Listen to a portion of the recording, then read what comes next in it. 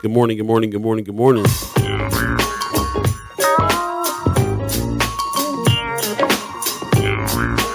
Let me clear my throat. Me. This thing on. Check 1 2. Hello. First Sky Omaha Radio, First Sky Omaha in the morning. In the morning. But wake up, wake up, wake up, wake up, wake up. 1 2. Man.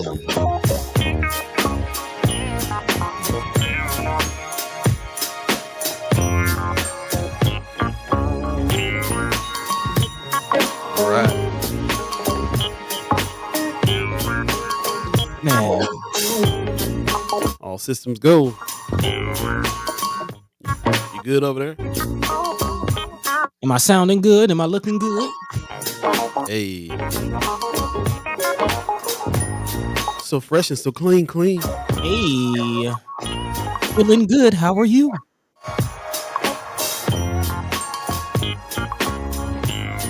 All right. Radio is the go.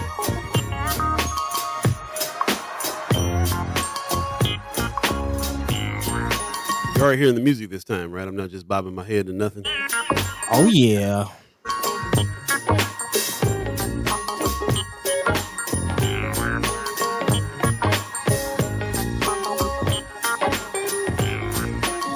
I'm actually genuinely nervous about what Leia Keister is about to drop on us. Good morning, good morning, good morning, good morning. You're listening to First Sky Omaha Radio, First Sky Omaha in the morning. In the morning. All be the dove, buddy Hey. the God, all of you chat chimers, ghost listeners, radio listeners. It is Friday, September the 8th, 2023. Man. How are you? How are you today? What's going on? What's going on? Man, yeah, let us know what's going on in your world. Oh, there it is. I knew she was going to come with it this morning. I see Leia Keister in the house. Let's see. I'm going to go for it. You got it? I don't know. Probably not. Happy Friday, yo, yippee, yo, yippee, yay. I think you got it. Did I get all my yos in there? Yeah, I think so. I think you didn't skip any yos, yo. I hate skipping. I hate when I skip yos. I don't like that. Yeah, man. Good morning to you. Yeah, happy Friday. It is. Although, I'll just be still working through the weekend. But we can still celebrate Friday, just like a lot of normal people do. Kimmer Snipes gives us a good morning, y'all. What's going on to you? Pop says good Friday morning, First Sky fam. Hey. And love from Las Vegas. Kimmer, I'm glad that you took that trip over to your house in the middle of the awning falling down. So, man, although you took some pictures. Judy Prinzer gives us a happy Friday. She's even look at Leia Keister's even influencing Judy Prinzer on the Fridays. Put some yippee yos in there. Yeah. Pop said, "Feeling good, Lewis." What was that from? Trading Places? Is that what you know? Is that what that is? I'm trying to remember if it was them two rich dudes off of Trading Places. How are you today, Mortimer? Feeling good, whatever his name is. Marlon Harrison gives us a thank God it's Friday. Somebody happy Friday. Right on. Amy H. in the house early this morning. She says, good morning. Determined to make this a sweet and positive day. Hey. There you go. Man. That's what I'm talking about. Intention. Get it, Amy H. Trading Places, yep. Okay. Good call, Paul. Yep. How you doing, buddy? How you feeling over there? I'm all right. Definitely glad to be here. We'll say that. First of the month, my pocket's already hurting. Yeah, man.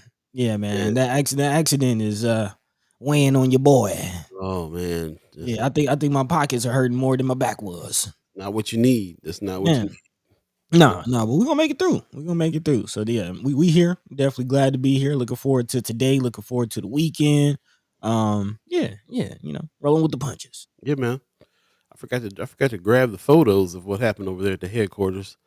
For those of you who don't know, the awning at the headquarters fell down. That's the scooters on we call the headquarters, this is the scooters on 30th and Lake. Yep, yep. That's the place that we've been meeting for years and years. So yeah, man, big accident over there. I was like, wow. I hit my sister. She was like, man, we was just there and going through the drive-through. So Let me see. Let me see. finally got a little word on that. Yeah, listen. Let me see if we can get those pictures happening. In the meantime, Rome's review said it's payday. About to drop 1,000 extra on principal to the loan on my house, bro. You doing it right. Said the Okay, there sacrifices you I've go, made to make it happen. I heard that. That's what's up. man. That's that financial literacy right there. That's what that is from Mayor Yeah, Sanchez. As you can see, Omaha World Herald is running the article here. They picked up the story. Yeah, looks like we got an explanation about what happened though. A truck came down on it, so or a truck hit it and then it or came. it came down on a truck. Or which one is it? It says truck collides with scooter's coffee trapping the driver. So the driver hit it and then it came down on the driver. Is that how that went? Mhm. Guess Yep, what? he was yeah, apparently he was pinned Ooh. under the awning, and conscious during the whole ordeal, man. That's jeez. See, it's funny how things work because we got it word of mouth from everybody was talking about it, and and people were like, "Man, it just fell out the sky, just fell down on its own." Oh, I sure hope a car wasn't going through the drive-through when it fell. Like there was all kinds of different stories about what happened, but yeah, Julian Young. Nope. See Man, the truck. wow, look at that. Julian, man, that's a lot of Yeah, damage it right looks like there, it. bro. For those of you who don't know, Julian Young, who owns Julian Young Financial Advisory, is a partner of ours. Owns that scooters right there on 30th and Lake. So yeah, a lot of damage. Games. Looks like he's Ames, sorry, 30th and Ames. Looks like he's gonna have a little bit of a lot of work to do there. So unfortunately, that's man, Yeah. one of our thriving black And that drive-through's kinda like the main, most people go through the drive-through rather than come inside. very true, very true, very true. So yeah, that's unfortunate that happened there. But yeah, the explanation about it being hit makes sense to me. That something like that ain't just gonna fall off the building. So anyway, yeah, I'm Mhm. glad everybody's safe. It looks like the driver's okay too, right? Delivery guy. Yeah, he's again he was transported to the hospital. He was conscious during the whole thing. He is in recovery. So yeah, I don't think any charges will be filed. I don't know if this is like any criminal activity. Um Oh, yeah, probably just Probably more accident. so just like insurance. Yeah, just an accident. It looked like from the looks of the pictures, it looked like, he tried, like you said, he tried to fit under there, and the top of the truck, box truck, clipped the awning. Yeah, Kimmer said the truck hit it, and then the whole thing came down on a car that was beneath it, and partially on the truck as well. Mm. We. She said there's something called business loss insurance. It's my hope that Julian has it, and property owners should also have general liability coverage. I'm quite sure that brother Young does, handle his business like that. So Mhm. yeah, I mean, but still, your business is down. You're not making any money in there for a little minute when you got some damage that big that needs to be fixed. Yeah. So And she also has a good point. I don't think brother Julian owns that whole property. I think he just runs the businesses out of there. mm, Like I know he doesn't own the smoke shop or whatever that's at the no, end of that strip. So yeah, I wonder how much of this, falls on Julian or falls on the property owner. yeah. Well, like I said, whoever has to pay for it is they're gonna be down for a few days. So that's unfortunate. Yeah, man. Yeah. Just keep it in mind, man. I mean, like, that's one of our thriving black businesses in North Omaha for real. So Oh yeah. just like I like to just mention them from time to time anyway. Just remember, sometimes I'll drive across town just to hit that particular scooters, just to support. So hopefully we'll keep doing that and he'll come back stronger than ever. But yeah, man, Kimmer says we talk a lot of stuff about insurance, but it really can't be a great thing. Can't be a great thing or can Or be a great can. thing. Pop says they don't let drivers have any accidents, so this person probably lost his job. Whew. Man. Yeah, didn't think about the driver too much on that. Yeah. Rome's review says if you have a loan on anything, you need full coverage insurance. There you Very go. true. Kimmer Snipes says before I got to the nonprofit world, I was in commercial insurance world. Oh, Interesting. okay, really? Boy, you just always got all kinds of surprises happening on. Man, jack of all trades. Welcome to Friday. Everybody seems to be happy that it's Friday. Let us know what you're gonna do on the weekend. We definitely will have an extensive haps a little later on the day. Mhm. We got some special guests coming in today. Chris Baby Boy Bowling is back. Baby boy. Yep, from the Reader, man. He's still, we realized that they were still writing and doing stuff right up until this month. So this is the last month that the Reader will be being published, but there's some pretty heavy hitting articles in there that Chris Bowling's gonna come talk about. If you guys, by the way, if you guys find any copies of the Reader on the street, grab one for a brother because Man, going around looking in my usual spots and they're gone already. really? Yeah, man. So we'll see. So I Yeah. see this has turned into the Rick Fulton show again. We're not going to get into that particular subject here right now, brother Fulton, but appreciate you coming on anyway. And let's talk about the subjects that we're going to talk about. We have another special guest coming in this morning as well. This is by Chat Chimer's request. Adam Fletcher Sass will be on to talk about North Omaha history and some of the stuff that is going on with his organization. Can't wait to talk to him about that. He seems to be, according to a lot of the folks that have been around, he seems to be representing the history of North Omaha pretty well. Okay. So, I've read a few things from him. He's even done some stuff on the showcase and stuff like that before. So I've read a few things from him. Apparently, he's been in the news lately. So talk to him and find out why, and we'll see what's going on that. Yeah, yeah. Yeah, Haven't and really then go ahead. just gonna say I haven't really read a lot of his work, but I've heard good things. Heard good things. Yeah, we got some mutual friends too that say he's a straight up legit dude. So I'm glad to be There able you to go. meet him today. There you go. Kimmer Snipe says I'm going to look for some as soon as I leave the house and we'll grab several. What you talking about? Okay. Leo told me that trucking company has a new policy now, and they actually can contract out with drivers as well. So the liability may be on the driver alone. Whew, Man, man. it makes me Not to nervous. mention, not to mention hospital bills.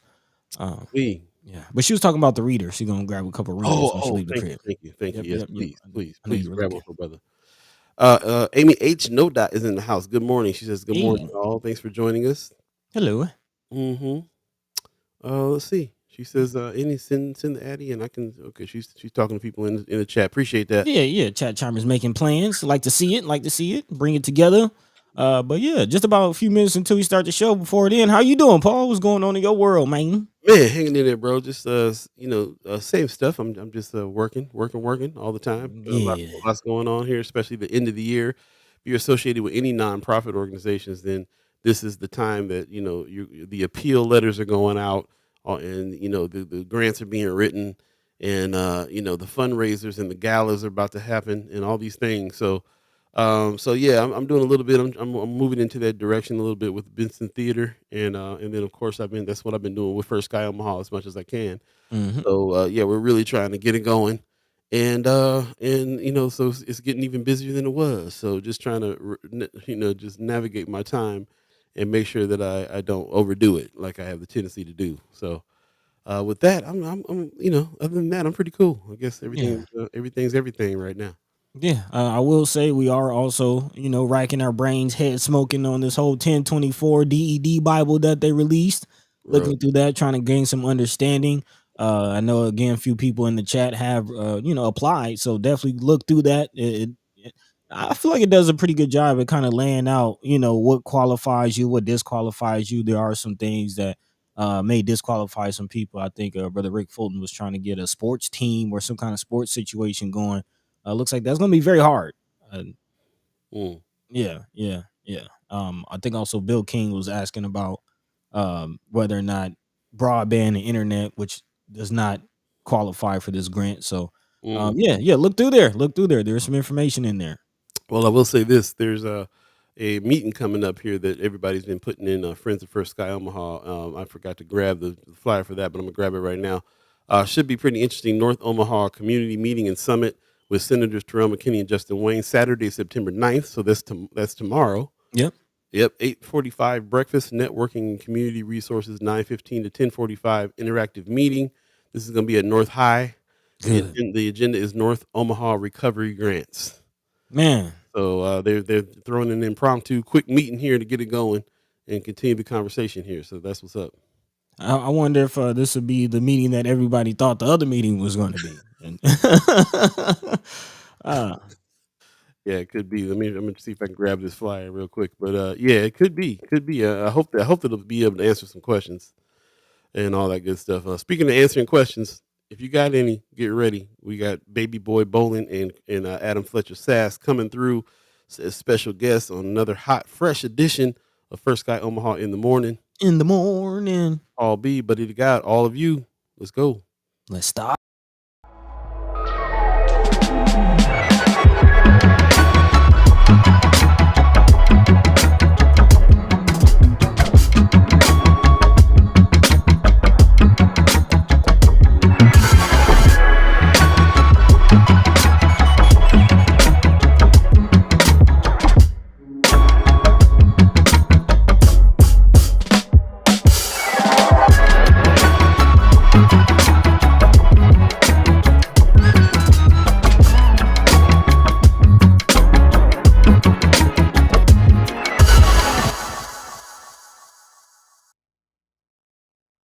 I always go through at least 3 or 4 different Dave Chappelle scenarios every time we go. Let's start the show.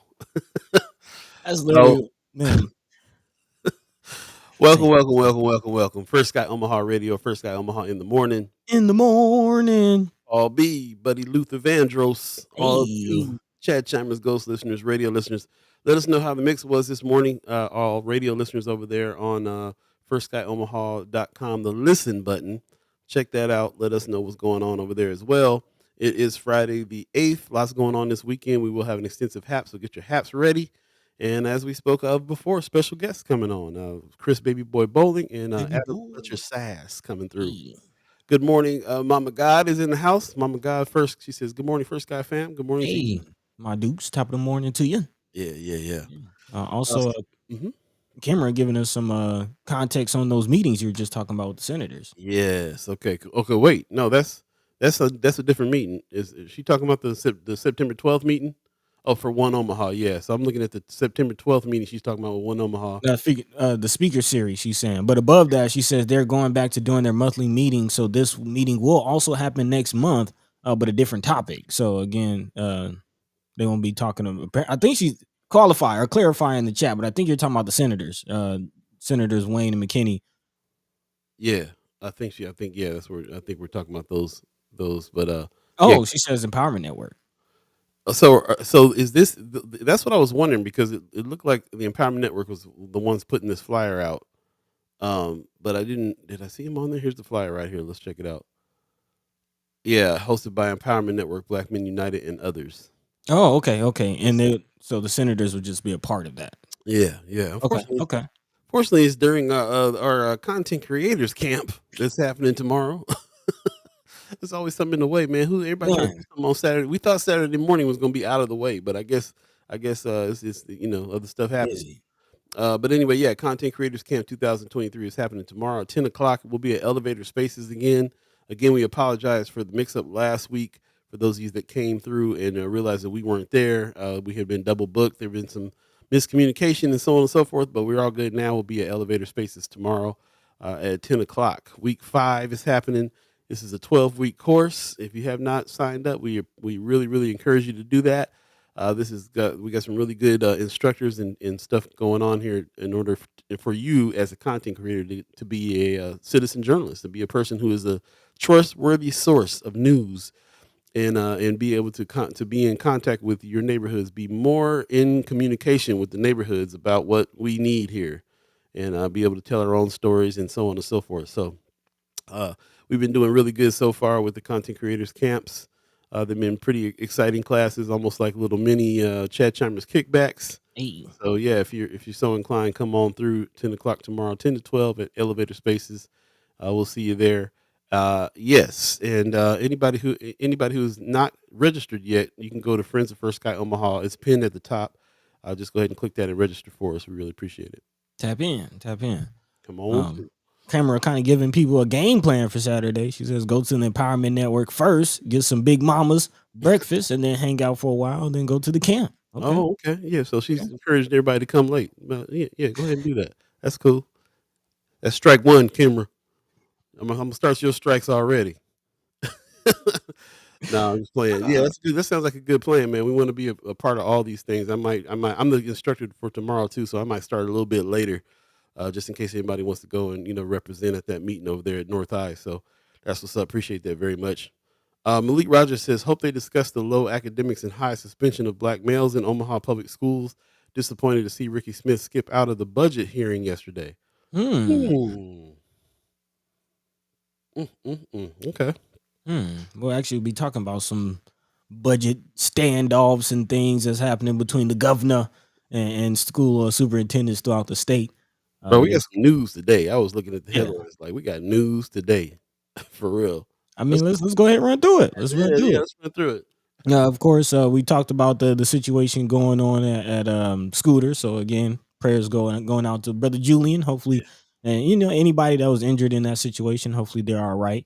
But in other news, we'll definitely be talking about this throwback lounge situation. Again, there's been some trouble about their liquor license, and apparently they have received their liquor license back, but with some red tape and some people are being targeted. Let's just say that. We'll definitely talk about what's going on with this situation in the Throwback Lounge.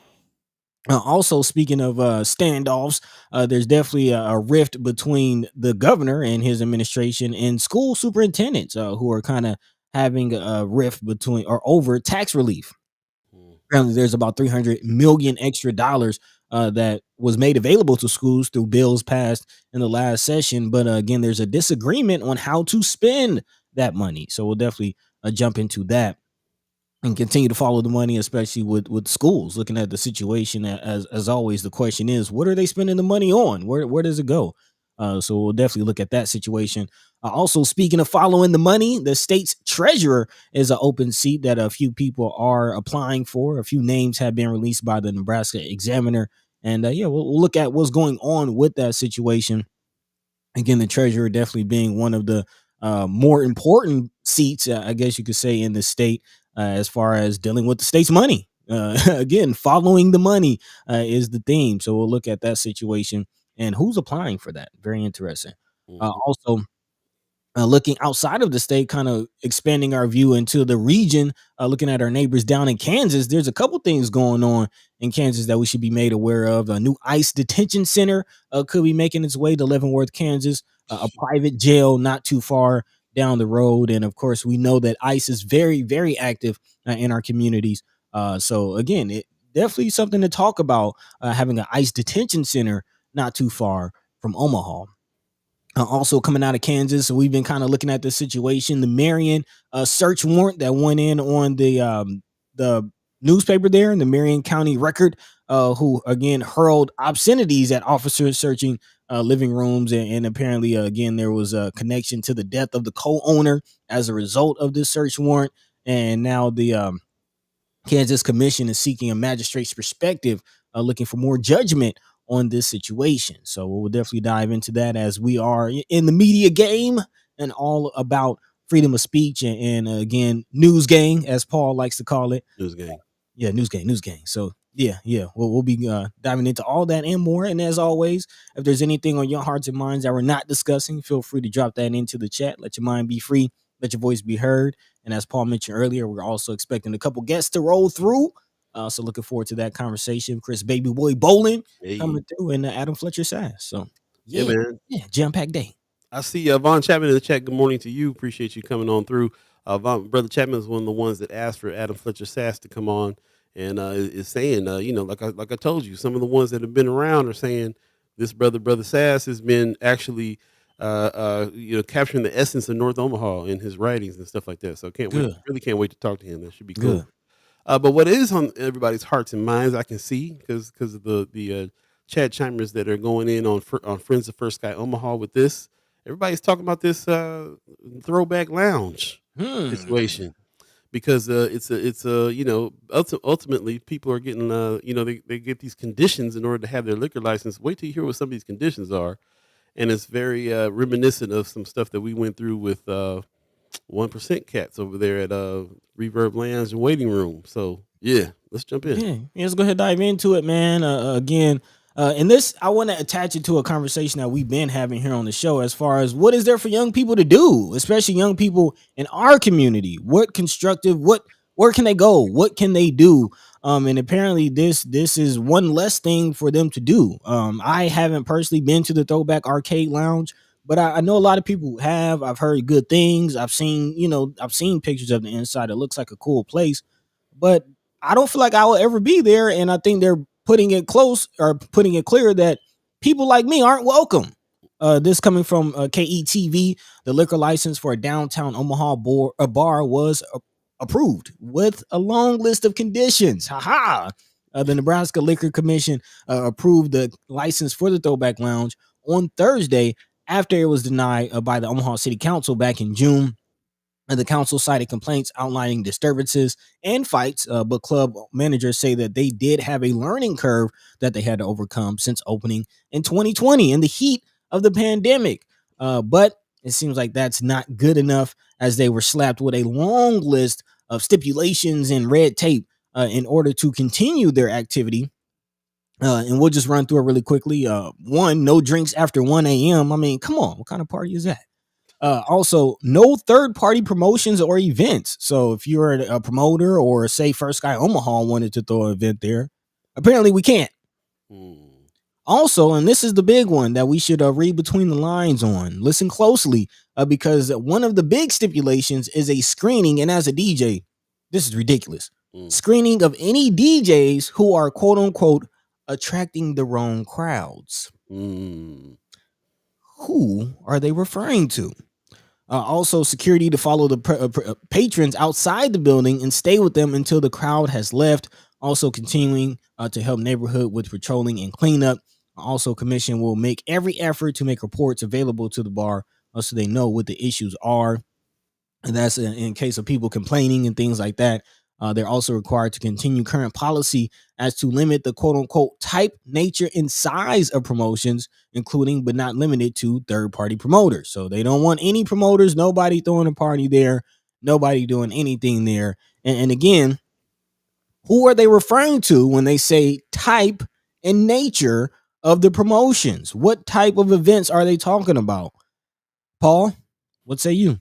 well, I watched the legislative session that they've been in this fight for some years, and probably about 2 or 3 years now. As a matter of fact, I came up on this because I was seeing some people saying that the owners over there didn't want to have rap shows. Wouldn't work with black folks. Wouldn't work with. They had major artists coming, major rap artists coming, and then they shut it down and all this stuff. So they were really trying to act like they were um they, it's like I thought they were really trying to block some stuff. And then I went and dug a little deeper and saw the legislative session and found out they were actually fighting this. They were trying to bring people on and talk to people that were saying, yeah, these stuff. If there's incidents that's happened, it's happened because of this or that. We had the appropriate amount of security there. The brothers are just, I mean, the owners just flat out was like, you're only doing this because these are black folks doing hip hop. You're only saying this because of that. We've encountered this stuff before, like an incident happened outside a waiting room lounge a few years back, and then they decided they were going to stop doing any kind of local rap, and it's all local rap. They still bring in folks from out of town. They're still going to make their money off of hip hop, but they're not going to support local because they feel like it brings quote unquote the wrong crowd, which is a bunch of black folks coming over there. So yeah, Kimmer said I went there to see 50 Cent. So these are the kind of things that they do. They work with third party promoters and bring people over.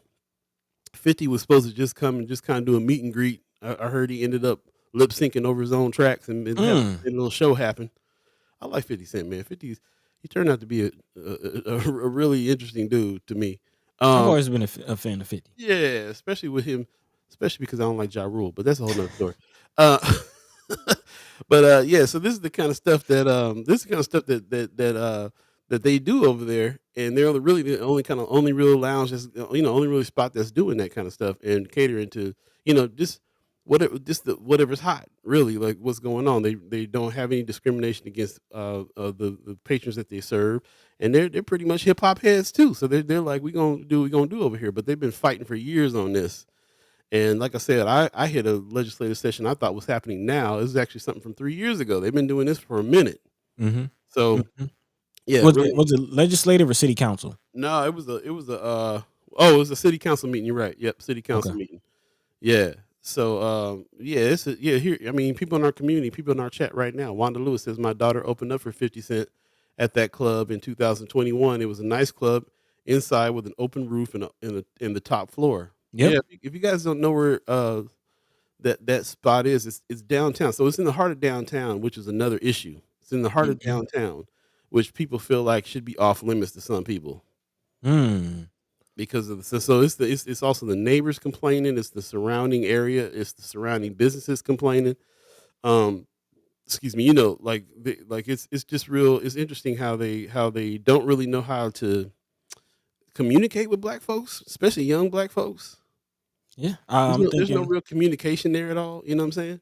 no, no. And as you kind of alluded to the waiting room situation again during from conversations that we had with the owners, we learned that there was pressure on them. It's not like they, again, as you said, with the same thing with the owners of the throwback. When you hear of these things, you think automatically it's the owners trying to be exclusive, for from certain crowds, but apparently it's always seems to be local government pressure, whether it's city council, the county. I forget the name of the lounge, but there's also another bar that has some issues down in Florence, the one where Sergeant LaFleur was murdered. Right. And they, after that situation, lost. I don't think they ever got their liquor license back. And that was like one of the main night spots for young folk in North Omaha. Yeah. So again, where do young people go? Like, what can we do? Right. Yeah, that's a tough one. This spot is on 1402 Howard Street. I don't think that's right across from the library, Kimra. 1402 Howard Street. So it's kind of it's right there in the heart of downtown, Yeah, and it's there's I'm sorry, go It's ahead. it's it's closer to the police precinct in Mixons. Yeah, it's like right there. Yeah, You know what I'm saying? Like yeah, I think that we can't deny that there's incidents and stuff like that that happen sometimes when we get together, but there's also places that there's also owners that have spots that have some communication with people, and that kind of stuff doesn't happen, or they have the appropriate amount of security, or they have the appropriate kind of security, which is also something that's interesting. hmm You can't just have a whole bunch of police officers standing around a place. You gotta have crowd control. You gotta have people that can communicate with people and so on and so forth. Yeah, it's a little tough. Malik Rogers in the chat says, "Aren't they supposed to work with surrounding neighborhoods associations when setting up a business? How engaged are both sides with each other?" It's a good question. Like I said, when I watched them do this city council meeting, they laid all that out. They've been in contact with neighbors, businesses. When earlier, Kimra Snipes says learning curve. She's stressing that learning curve word that they used. hmm But they've been trying to cater to they've been bending over backwards to try to make things happen over there and to make it accessible for us. So they've done all that stuff. They've been in meetings. This is a constant thing that's been going on for years with them. And anytime any little scuffle happens or any little something happens in the parking lot next to it or anything, they're getting penalized for it. So Yeah, you know, but the criticism is always like people act like like Amy H. Dot saying. Meanwhile, the Capital District with DJ's dugout across the street is known for having fights and all sorts of nonsense at night. Not just that, but also on the other block, right next, the block over, the Parliament Lounge, which is basically a staple in downtown nightlife. They always have issues outside. I mean, right across from that was the Hive, which James Curlock got killed at. That's another bar performance area. So yeah, there's shootings and fights and things going on all the time. That's the nature of nightlife. Sometimes that happens, but when it happens when black folks are involved, then all of a sudden people getting their liquor license taken away, It's a problem. getting their stuff shut down. Yeah, it's a problem for sure. So, like I said, I went into this thing trying to find out if they did all their due diligence and all that. And the kind of when I come up with the research that I came up with looking into them was they've been fighting this fight for like 3 years. and they stand up to city council being like, y'all are just doing this because these are black folks we're talking about. You're doing this because we're having hip hop shows. Let's Mm-hmm. be honest. Like, let's be clear. This don't happen everywhere else. Or Uh, anywhere else. yep. Wanda Lewis said the city forced Maria Sangreens to close down a few years ago. Anytime any little thing happens out there, they're the response is to close the whole thing down. So I don't know. Malik Rogers says Omaha Police Department consider those gatherings. Too many young people gathering together, I guess. Well, do something. Give them something to do. Uh, Support night out programs. Put some money in some. Pay Sherman Wells. Like, come on, man. Come on, bro. Thank goodness for Culture House. Right. Culture House does open mics and rap shows and local rap shows all the time, and nothing happens. Why is that? Why is that? That's the only place this putting it together right now. Really, thank goodness we got a Culture House. We wouldn't be able to do nothing nowhere. Where else is Yeah. stuff happening? Yeah. I mean, a lot of y'all, some of y'all have children and young folk. What do they do? Where do they go? Do they just sit in the house all weekend? What is there for young folk to do in Omaha? That is a very good question. Malik Rogers says sounds like a good topic conversation for Empowerment Network and City Council. Okay. Yeah, probably is. Like I said, I got to start hitting those. I thought it was Tuesday. Somebody said it might be Wednesdays. I got to hit these 360 meetings and see what's going on here if I can get over to them. But yeah, I mean, it's definitely a lot to talk about. But I think the biggest thing to talk about is what your point, buddy. Like we got to have some outlets. We got to be able to have some outlets, bro. That's what it is. Man, and it's quite interesting. Here in Atlanta, and I want to talk to her more and kind of get more of an understanding. But the mayor's office has a nightlife liaison. It's a position. Her name is Falana Williams down here in Atlanta, and I see her at all the she's in the mayor's office. She works for the mayor, and she's at the events. She kind of works as a liaison between the DJs, the promoters, the club owners, the city, make sure that everybody's on the same page, make sure that because the city is shooting itself in the foot. Like they talk about tourism, but if there's no nightlife, especially hip hop, which is the leading genre, come on, man. Well, Kethro in the chat, what's up? What's up, my brother? He's in there saying the same thing. He said we need a nightlife mayor like New York City does. Come on, man. That's what's Where up. is the support? Pops in the chat says that's been going on for decades. He said Allen Showcase was always fighting to keep the liquor license and was closed down more than once. It was always unjust. Didn't know that, Pops. Appreciate you letting me know that. Kimber Snipes says my son is 23 years old. I go out way more than him. All he does is stay home and every now and then goes out with coworkers. What is there for him to do? Miss Erica Felt in the chat. Good morning to you. She says Portland had an unofficial ban on hip hop since the beginning. Every event shut down before as soon as it started. Community protests and this year's 50th celebrations are amazing and with tons of security. Yeah. It's really interesting, man. Especially when you think about like the incidents, the things that happen to people from time to time. The incidents that happen outside of the clubs are kind of within our community. It's not, like what they think they're protecting this around. I don't know what they think they're protecting. Yeah, I don't But know.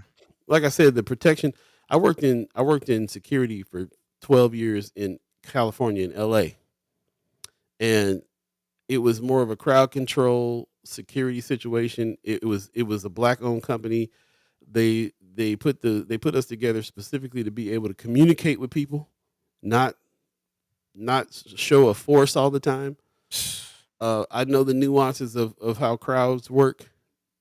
You don't need police presence to be walking around mad dogging people all the time. Like what you need is people that can kind of move the crowd to where the crowd needs to go, kind of usher things in, usher things out, see something popping off, grab somebody and kind of, just kind of pull them aside and say, hey, we're going to calm all that down. There's a lot of conversation that's supposed to happen with security, not just a bunch of mad dog and white cops standing around a club, which is my experience at the Throwback Lounge. My experience is a bunch of off-duty cops, a bunch of on-duty cops in uniform standing around looking at you. So, I mean, and I feel for the owners. They gotta do that. They gotta do it just to even have the place open. I remember talking to the cats over there at, Waiting Room Lounge, man. They said even the police was giving them pressure, like, "You can't have rap shows over here. That's We'll shut it down." and that's a big point. Like that's a big point. Again, I remember personally. I'm like, I was looking at the waiting room owners, like, oh, okay, well, forget y'all. But I understand. As business owners, you got to protect your bottom line, and especially you owning a bar, like liquor is kind of your driving money maker on top of ticket sales. And hip hop again is the highest, is the most popular form of music. Everybody listens to hip hop, so cutting out hip hop shows isn't just alienating black people, quote unquote. Mm, Everybody, like there are tons of young folk that will go to hip hop shows, not just black people. yeah. And just for those you don't know, I know that there's a lot of people in the chat that was around when that whole situation happened at Waiting Room, and the 1% guys were trying to said they had to shut down local rap. Like I said, I was in actual personal conversations with them and did understand where they're coming from. You getting Hmm. pressure from the city, you getting pressure from the police, you getting pressure from everybody that you'll get shut down if you keep doing a certain thing. They got a much bigger audience. They got a much bigger, they got a family. They got several places they own. Whitney, I'm sorry, not the Whitney. The what's the name of that joint over there? The Sydney, Yep, they on the reverb too. Hmm. Reverb, the Admiral that used to be the Sokol Auditorium. Several places that they're involved in owning that they're bringing out high level artists. They're bringing out artists. This is their business. If the whole city is against something that you're doing, and it's a very small part, because it's not like they're making a whole bunch of money off of local rap shows. They're only doing it to support. So if if your philanthropy is getting in the way of your business in that way, I can understand why they had to do what they had to do. Hmm. I'm surprised that the cats over here at this throwback lounge is fighting like they're fighting. But ultimately they having to pull back. If they want to have a liquor license, then they gotta live by these rules now, which I think is crazy. Gwen Easter said, "Remember, Highlander told the black business owners on their land that they had to close at a certain time. I don't think they had any problems." Mm. Rome's review says DJs that play hip hop could play some slow jams at the last songs, not bone crushers. Never scared. Kimber Snice says, "I know a private club, social club owner that literally just shut down a DJ because Chat's coming in. when they brought the DJ in, fights started happening on a regular basis. Police started showing up." Man, well, I mean, there are so as a DJ, there is actually a list of songs that DJs are forbidden from playing in clubs because it can start a fight. It can start a riot. Get to playing Nuck If You Buck and Never Scared and a bunch of Lil Jon songs, then people get crunk. You know. So that is a thing. It is a thing, but at the And now same time, you know what crunk means, for those of you who didn't know. I love it. I yes, love it. yes. What? We got a special guest waiting in the wings. Before we get there, I want to get through some of these chats. Marlon Harrison says, "Sadly, these bad apples are ruining a lot of good things for the younger generation. Every time someone has something for young people to do, bad apples ruin it with their behavior." Um, that's in every community. Yep. We're not going to try to act like there's only bad apples in the black community. There's always in every community, in every club, in every nightlife, in everything. There's always some people trying to start some mess in the parking lot, whatever race, whatever. Some knucklehead with a point to prove and too many drinks. Von Chapman says, Mayor stopped there with a hip hop liaison. Fear is real. Amy H. Dot says, when we did did the PR fest, the Puerto Rican fest, the cops convinced ownership they had to hire police on and off duty to provide security for their liquor license, which isn't true, but they didn't want to cross the police. Mm. So that's what I'm saying. Every community, all these communities, the paternalism around here is crazy, bro. Like, I can understand figuring out, you need to figure something out in order to keep everybody safe. I'm not saying that you don't, but Man, I mean, where's the BAA though? And that kind of makes me think like, how much money does the police actually make from like private security contracts? after already taking up like 70% of the city's budget? Like, why aren't where are the other private security? Like, why are the police the only security? Like, Boom, for real. One more, and then we're gonna get to our special guest. Marianne Williams says, "Good morning. Good morning to you." She says, "White bars have fights and incidents all the time, all the time. and country music like try that in a small town should be monitored if that's the standard." Ooh wee, there you go. They got that. Hello. They got that whole little saying that they got. They got the whole stickers and everything on their trucks. Try that in the small town. Oh yeah. Oh Yeah, yeah. they always just try to test folks. Come there and they come there and start some mess. You don't think you're gonna go to a country club and not get in a fight? Come on, man. That's kind of the when you think of bar fight, you're not thinking of hip hop. You thinking of westerns. You thinking country.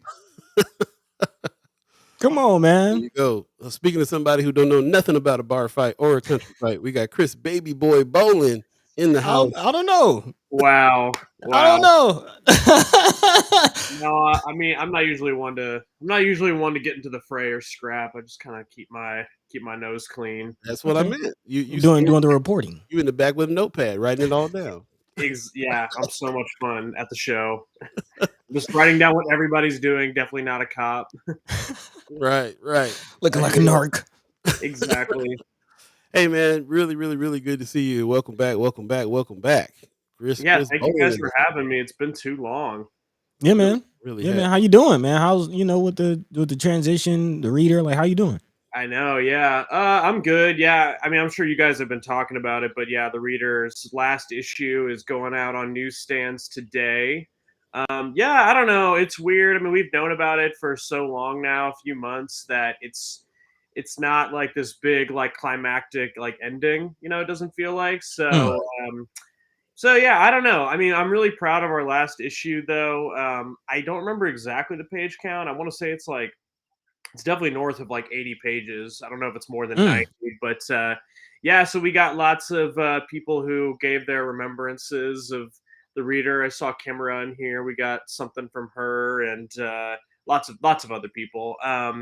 But yeah, and I mean, we had some really big stories, like news stories in the last issue that I'm here to talk about. But yeah, it's just been I don't know. It's been an interesting last couple months, but I think we ended things just. I mean, you hear all the time about papers who just, they just close abruptly and people are laid off. And I mean, John is obviously someone who cares so much about, Omaha and Omaha journalism. And I mean, like, we wouldn't be doing this if it wasn't, the best option for him and his health. And Hmm. so yeah, I don't know. It's just weird. I mean, when I talk to people about this situation, like it's very uncommon for someone to give you that much heads up and to treat the situation that well. So yeah, and I'm in Ohio right now. I'm actually at my mom's house, so I'm not in Omaha. Okay. But yeah, I don't know. Just a weird mix of emotions. So we didn't lose you to Ohio. You still live in Omaha. No. I live in Omaha. I mean, with the like end of the paper, it's like I was applying for jobs, and so I wasn't exactly sure what my summer was like. And so, as it became clear that I wasn't, I don't, well, okay, I don't really currently have a job like starting October 1st. There's things in the works possibly, but so anyway, I was just like, well, I got this time off. Why don't I just visit my family, visit some friends in Chicago, did a little camping trip with some friends, and so yeah, I'm just kind of like enjoying the last bit of summer. Yeah, Okay. smart. Yeah. That's what's Yeah. up. Yeah. Recharge the batteries, man. You're a hard worker. You deserve it. Hey, I try. Well, when we got the news that the Reader was shutting down, and by the way, Miss Easter is in the chat saying, "Why is the Reader ending?" Mm. John Heaston, who is the person that is behind the Reader, it needs to take off and take care of his health, and it was just too much to run and the whole thing. So, yeah, it was. Oh, is that the There's an article. Yeah, I don't know if you yeah. guys have talked about this, but Flatwater did a story about John and the Reader ending. So if anyone wants to read it, there's like more information in there. Yeah, yeah, nice. Yeah, we'll definitely do that. But yeah, when we got that news, it was first of all shocking. People didn't really understand too much that how core and central the Reader was to all alternative news here in Omaha. You know, it's it was pretty rough thing to hear about, and not just the reader, but also El Perico and how much that was a link to was a link to the East Side. You know, it was really linking South Side up. And Mhm. and you guys had just turned so the Freedom Summer 2020. Mhm. Reader just turned into the kind of magazine that was going to speak up on social issues and do more hard news. Before that, it was a culture. It was really a culture magazine where you found out who was playing this weekend and so on and so forth. Reviews, Mhm. so on and so forth. A few articles here and there, but Mhm. it really took a turn in 2020 when you guys came on and really made it what it is. And we had a good 3 years of three what is it 3 or 4 years of Mhm. some deep dive, real hard hitting reporting. Yep. Yeah. It made a big difference. Made a huge Yeah. difference.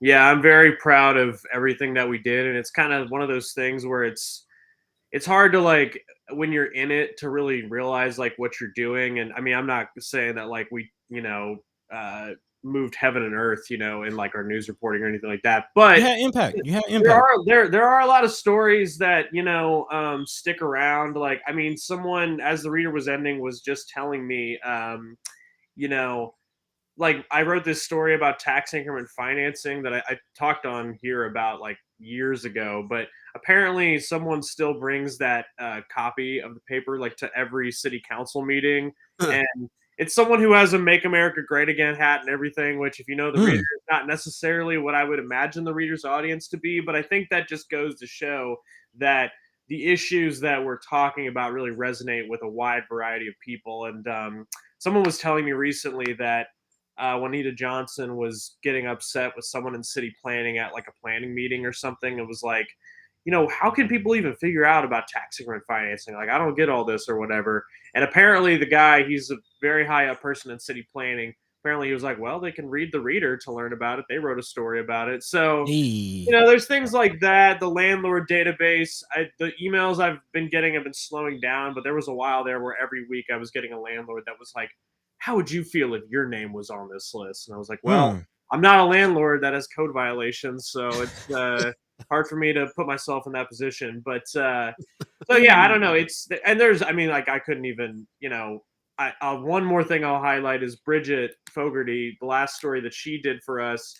Um, she actually Heart Ministry Center on 24th Street reached out to her and was like, "Hey, we want to do a documentary about what it's like to be affected by incarceration. We're tired of all these other people coming in and trying to like tell our story for us and feeling really like objectified or just Mm. like we're you know being taken advantage of or something." Mhm. And so basically, Bridget just was like, well, here's the kind of questions that you might want to like talk about. Here's the things you might want to ask. Here's how you kind of do an interview. And they did the whole documentary, without her or anyone. I mean, they did it internally. And then we were able to write a story about it. And like, that is just kind of like the stuff that I really admire about what the Reader did. Like, we were always trying to put those tools in people's hands so they could just do. And obviously John did way more than any of us in terms of like, fundraising and being a champion and all that sort of stuff. So yeah, it's really, the more I talk about it, the more I'm just like, yeah, it really sucks, because I do genuinely Man. believe that the Reader, obviously, like, I'm a white guy, but I feel like we really did build a lot of like trust and tried to put in the time. And I don't think everybody likes us. There's people who definitely don't like us, but I think generally speaking, we're recognized as people who really try to be sensitive, listen before we speak, let people challenge our biases. And it's a very accessible place for new people. Anyway, sorry, I'm like ranting, but No, that's No, we're right there glad to with hear you. that. I was just thinking a little earlier, like that transition that happened in 2020 when Freedom Summer happened, and it was the same kind of thing that happened with us. mm, Me and Buddy are a couple of musicians, and then things started happening that we were like, man, we got to talk. We got to just like set something aside here mhm, for a minute, and talk about some real stuff. And you guys, it was the same thing. It was like there was too much hot stuff going on in our city for the Reader to stay the same. The Reader had to make that right, transition too, start just talking about some serious things. So mm, and then, like I said, that 3 years that it's been going on has been core, people didn't really understand like how central the reader was to all alternative news. In any kind of deep dive into any kind of criminal justice, social justice. If it hadn't been for the reader, the noise wouldn't have been happening. First Sky Man, Omaha wouldn't have been happening. man, Nebraska Examiner wouldn't be existing right now. There all the things that have been going on have been stemming from the reader, and I think the reader made some moves. The reason why I say Nebraska Examiner is because I talked to some people that work there that were at Omaha World Herald before, and I remember when Omaha World Herald started shifting a little bit because they felt the pressure from the reader. It Yeah. started shifting and things started happening, and all of a sudden people were getting laid off, and all of a sudden people were quitting. And then, if after somebody leaves Omaha World Herald, what do? You go start a new newspaper, and we talk about stuff from the Nebraska Examiner all the time now because they're on Hmm. that same tip. Hmm. I feel like that's the spirit of the reader. So, Yeah, I hope so. I mean, John's a very yeah, he just has his perspective is miles long in terms of and seeing just years ahead of things. Like he is a very man. intelligent and ideas person, and obviously, the most important. I mean, I say this like all the time whenever I have to teach things about journalism. That like journalism school is like it's not necessary, and it really does help because you don't want to teach someone everything about writing and all that, but Mm-hmm. the most important thing, and it's something you can't teach, is like, do you care about other people? Do you want to help people who, maybe are not in the same situation as you? Or do you at least care enough that, like, if you're writing a story about them, you care to get it right? You don't care to just write Mm-hmm. the story you want to write, but you write a story that is, fair and accurate is, well, accurate is one thing. Fair is something that's means something different to every person, but Mm-hmm. having a north star inside of you that says, okay, this is what I think is fair, this is what I think is objective. So yeah. anyway, I know, yeah, we were just going to talk about something else, but Well, before we Yeah. get to that, one more thing I want to say about that too is in the light of some things that's been happening right now with news groups that are existing right now. The one thing that you guys did really well too was go and seek out the source. You didn't just go to the quote unquote big name the experts in the field. You actually went and talked to the people and Mm-hmm. and Mhm. uh, and got the story. If you went and did anything in the black community, using the black community, talking to the black folks that are Mhm. in the black community doing things. You guys weren't just referring to the experts that are on the outside. Yeah. So that was really heavy, really deep. I hope that was a little bit of part of what our partnership brought to the table Mhm. as well, being able to bring some people to you and but you guys did a really good job with digging in, and especially Mm-hmm. north and south side, man. Like the El Perico, I can't even stress that enough. Like being able to, I've learned so much about the south side just by paying attention to El Perico articles. It really Yeah. kind of bonded both sides together. It's heavy. Yeah, a real responsible journalism. I mean, Yeah. that's at the end of the day. And Yeah. solutions journalism as Man, well, man. because we didn't even know about solutions journalism until John, who is you just spoke of, this person that has all this foresight like he does, Mhm. implemented that within this 3 years of you guys changing over to this deep dive model. You guys introduced solutions journalism to the team, to us. You're actually gonna teach some solutions journalism at our next content creators camp class. So, Mhm. those of you that are coming to that class, Chris is going to be there showing us what that means. But that solutions journalism is the piece that I feel like it makes all the difference. It's not Mhm. just us telling the story; it's us looking at solutions, looking at different places that are experiencing the same things, and seeing what worked for them, seeing if it worked for us. It's like Mhm. action. It's action on top of the Yeah. reporting. Very proactive. I mean, like the traditional model of journalism is so reactive. Like, oh, this Man. happened. Let me tell you what happened, or whatever. But I mean, the way that information moves like so quickly now, that I mean, there is a place for that. It's just that that's not what I really want to do. Like, what I like is that proactive stuff, and that doesn't just mean the big barn buster, like, investigative story. Like a solution story can be a short little story, or it can be something like the documentaries program, or like what you guys are doing with these news trainings. Like, it's just that, like, we all there's so much information around us, and we all have either a story to tell or a way to contribute to a story that is around us, especially Mhm. once you start listening to the people that are around you and start connecting with others. And the more that you can, I mean, like, information is power, obviously. The more that you Right. can own your narrative and, like, just also, yeah, when, like, a news reporter comes to town, like myself included, like, if someone comes in and wants to talk to you, that way you know a little bit more about, maybe why am I coming to talk to you? Like, maybe what questions to ask me. Like, any good reporter always is like, do you have any questions for me before we get started? They Right. explain like why they're here. But yeah, it's just media literacy is huge. Owning your narrative is huge. All that stuff. So Yeah. yeah, I mean, I yeah, I don't know. The Reader was a small operation. It was very at times David and Goliath, but I think that history is going to prove like the things that we were implementing and the things we were doing. And it's not like we're the only ones doing it. I'm not trying to say that at all. No, no. But that is the future. I mean, there's always going to be your bread and butter kind of journalism, but I think that the more proactive stuff, the deep dives, things like that are really I don't know. I just think it'll have to like lead the narrative. I don't want any I'll more. I don't want any more bread and butter journalism. no, no. I I mean, want I want salted ghee on croissant Oh, next. oh, okay. You're fancy like that. okay, okay, okay, little Gouda. You know what I'm saying?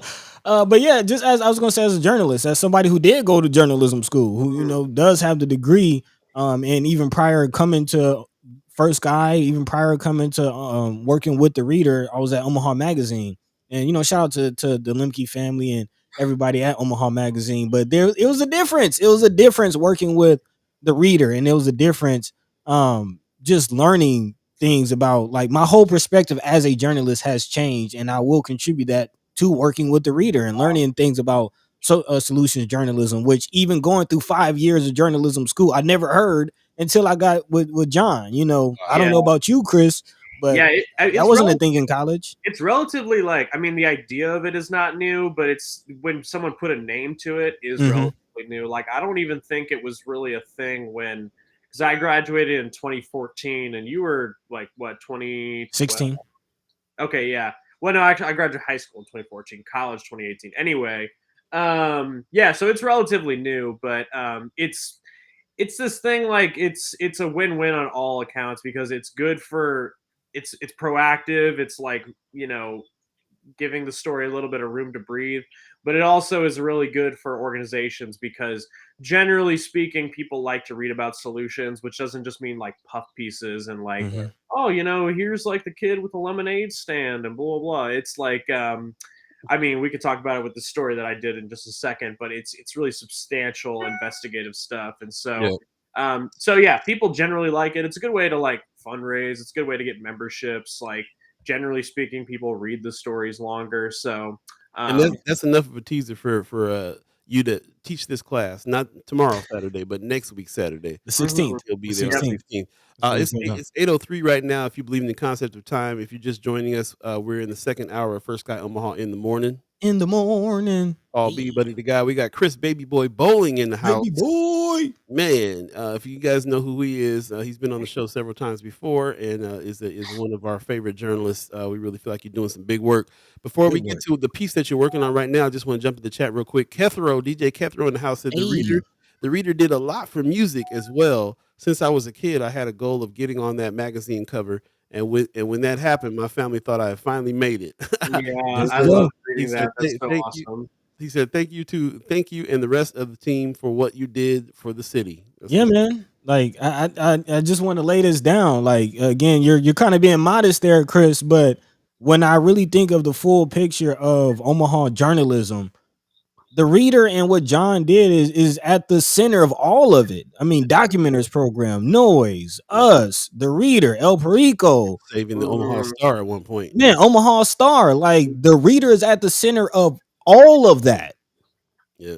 If it wasn't for the Reader, I don't know if we would have a lot of that. We'd just be stuck with Omaha World Herald. Yeah, I don't know. It's hard to say, but I mean, having somebody who has a vision like John had and is willing to, I mean, running a newspaper is not very profitable. I mean, I think at one point it was, but it takes a lot of sacrifice, it takes a lot of selflessness, and it takes a lot of belief in not only yourself, but that your community is going to come and support, Yep. as well, and listening to people and like what they want. So, I mean, Mhm.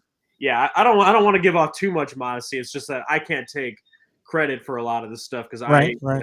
haven't been around for the whole time. But It's yeah, part of no, I the mean, thing. very important. There you I go. hear But that.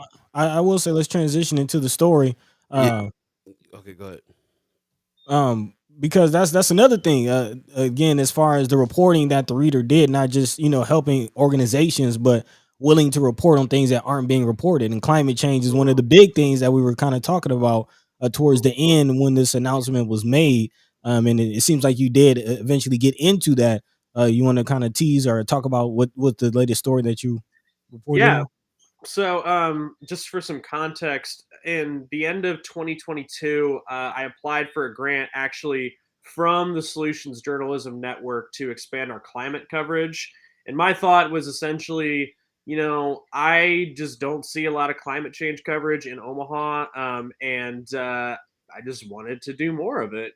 And we ended up winning the grant, and we've done a lot of stories. So, stories about energy efficient homes programs, wind energy, solar energy, sustainable farming practices, wildfires, birds. So we've done a lot of stories. So you guys can check that out on our website. I think it's under the news tab, and then you click environment.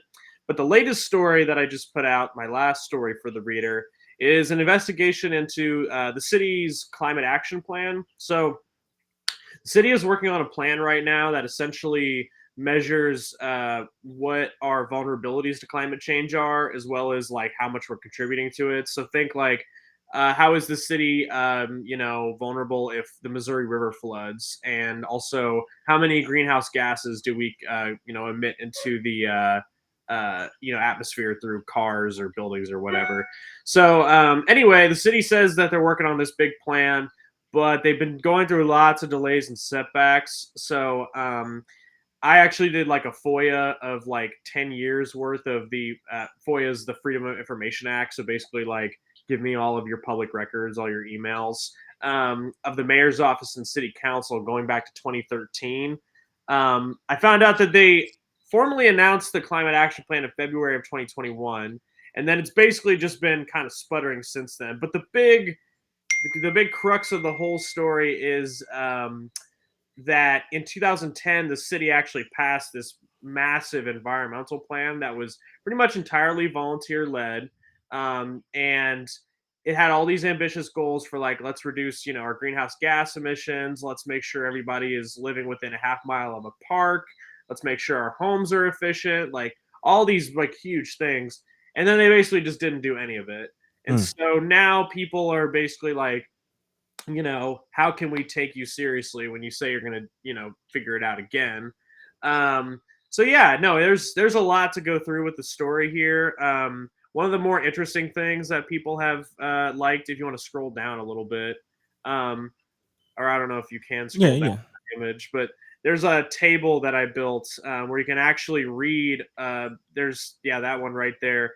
The different goals that the city had, and you can go through each one. And I researched each of them to say whether we passed or we didn't, and it's pretty interesting. A lot of the things that they did achieve are things that they're not necessarily things that are within the city's control. Like that one is like the number of like low quality air days we have, but it's not really like a great definition for that as far as I could see. The other one is that the city would be using more renewable energy, and we actually are like double what the goal was. But the city doesn't have anything to do with that. That's all Omaha Public Power District. So Hmm. Hmm. there's yeah, there's a lot of interesting stuff to dive into here. Yeah. But I'll stop and let you guys ask questions. Well, just I was just gonna say in a couple in about 2 minutes, we have another guest coming on here pretty soon, so I want to make sure that you are getting your most important points out about what it Mhm. is about this, and I don't want you to give away too much. I want people to go read it. I went ahead and put Hmm. the link in the chat for sure. But what were Yeah, some of the things that stood out for you on this? I know that every time you write something, there's a thing that moves you. yeah, yeah. Well, What is that? the main thing is that we had this huge plan and we could have done something about it and it would have charted a radical, shift on climate change, and we didn't do anything about it. And I think, something that would be really relevant to the First Guy audience is, so part of the story, going back to solutions journalism, I was looking for a city that could kind of be analogous to Omaha, of like a similar city of, someone who is in our similar environment, has similar challenges, and yet they are in a different place than we are. And so Mhm. actually, I'm from Cincinnati, so it's ironic, but Cincinnati is actually like a really great city for environmental action, which you would never think about. I mean, Mm. it's not like, San Francisco or like places like that, but they passed a plan in 2008, 2 years before Omaha's, and they've stuck with it, and they've updated it I think 4 times now. And in their latest version, I mean, they basically accomplished so much stuff that they had wanted to do. Like, their buildings are more energy efficient. Buildings are like one of the primary ways that we create greenhouse gas emissions, just because of all the energy it takes to heat and cool them. Mm. But so anyway, they've accomplished all the. Oh yeah, they built a solar field that's like it's the size of 700 football fields, and it has Mm. 310,000 solar panels, and it is Wow. going to make the city 100% renewable by 2035. Mm. Yeah, sorry. There's probably like birds that you guys can hear on my I mean, the microphone. birds is trying to tell us about the rest of the article, and we're trying to tell them to shut up so the people I can know read it. exactly. And then what was I going to say about that? Oh yeah, like okay, environmental justice, environmental equity. So once you like accomplish like these big things, then you can start getting on that nitty gritty. So I saw somebody was talking about where are neighborhood associations at and holding the city to be more responsible. Mhm. So that's where they're at with Cincinnati, where like they've done all these big scale things, and they just did their latest plan. They talked to like, I want to say it's like close to 4,000 people, and they're getting these ideas for neighborhood relevant climate resiliency stuff. So, what is your problem? Is it urban heat islands? Like, do you need more Mhm. green space? Do you need more bike lanes? Do you, need more flood protection? Like, there's just once you have accomplished those little things, you can start getting more and more specific about what your community needs. So Come on, that is just Cincinnati. what's up. I He said, said, "Come "Come on, on." Cincinnati." Mm-hmm. You Yeah. know, 513 is just showing up. I was truly very surprised to see that. And then I was looking at a study of like the most detailed plans, because often with these plans they're not very detailed and the cities make these big promises and then they don't, follow through. Mm-hmm. But Cincinnati got kudos in the report for having like one of the most detailed plans in the country. So all Wow. of that is to say is that, hey, here's another Midwestern rivers town that is very similar to Omaha. They could get it done. We can too. Basically, but the other thing I'll point out before I get kicked off and my laptop's about to die is that it comes down to like, I think, political commitment. So Mm-hmm. the original plan was passed under Jim Suttle, who was a Democrat, and then when Gene Stothard got elected, who was a Republican, it basically all fell apart. So we had this Office of Sustainable Development. They were doing things, and then they got cut. They were not replaced with anybody. Uh, Mm. Gene Stothard did not talk to me for this story. She referred all of the questions to a guy who he's leading their climate action resilience plan, but he's also only been around for like about a year. So, he doesn't really know about all the long-standing stuff. But Yep. yeah, and like when the mayor when President Trump pulled out of the Paris Agreement, the agreement to lower carbon emissions, Mhm. all these mayors were signing on and saying, "All right, we're going to pick up the mantle." And there were all these people emailing Gene Stothard like, "You need to do this too." And she basically sent back a list that was like, "Well, here's everything we're doing," and then didn't really mention the Paris Agreement or climate change. So I think that it does, a lot of it comes down to commitment. To what Malik said, I think a lot of it is like people need to kind of know what's going on, and especially pay attention to ways that you see like heat affecting your community, or anything that you consider to be climate change. I mean, it can be like the bike lane on North 30th Street. Like, that is a skinny ass bike lane that absolutely needs to be fixed. And I know like Manny Cook, I don't know if he's in the chat, but I know he's like talked about that before. That there's just things like that. So, Coal plant, paying attention. coal plant on the north side. Yep. Yep. I Yeah, see yeah, you have yeah. garbage in here as well. Right, exactly. The coal plant, the lack of composting, the recycling is up, but it's not great. So there's a Water. lot of different things. I think it just comes down to the city is going to start. This is the good like last plug. The city is going to start doing community engagement, I believe, this month. But probably by the end of the year, they're going to start having in-person meetings. So I would just tell people, I would read the article. I'm not trying to give myself too many kudos, but it's pretty informative, and I think that it will fire you up if you care about environmental stuff. And then go to those meetings and just like tell the city what you want to see. Ask questions about like what's in the plan. You don't have to be a policy expert to go. I think you just have to voice, your opinion and let them know. And then Mhm. we can see if the city's money is really where their mouth is. If they say they're going to listen to people and then do or at least consider what people say, then we'll know. We But if will you don't see. go and say something, then we'll never know. So That's right. I'm interested to follow that process. Roots to Okay. the roots. Appreciate you, man. Thank you very much. We'll definitely have you back. Even though the reader's done, we'll definitely have you back. Well, as a matter of fact, before we let you go in about 30 seconds, can you give us what's next for you? Yeah, so I'm figuring that out. There is a strong possibility that I will be in Omaha I would say for the foreseeable future, I will be in Omaha. But there's a very strong opportunity to continue doing the kind of journalism that I've been doing in Omaha for a Good. little while. Outside of that, I mean, I love Omaha. It's definitely become like almost equally as home as to where I grew up. I Mm. would like to stay. It just comes down to, are there job opportunities, is it the right job opportunity, so there's a big question mark still, but I am not like trying to flee Omaha by any means. I feel like I built so many connections and there are so many stories in Omaha. I was just making a list this morning, and so Really? yeah, and you'll see some of these stories are going to be national stories too. I've like Mm.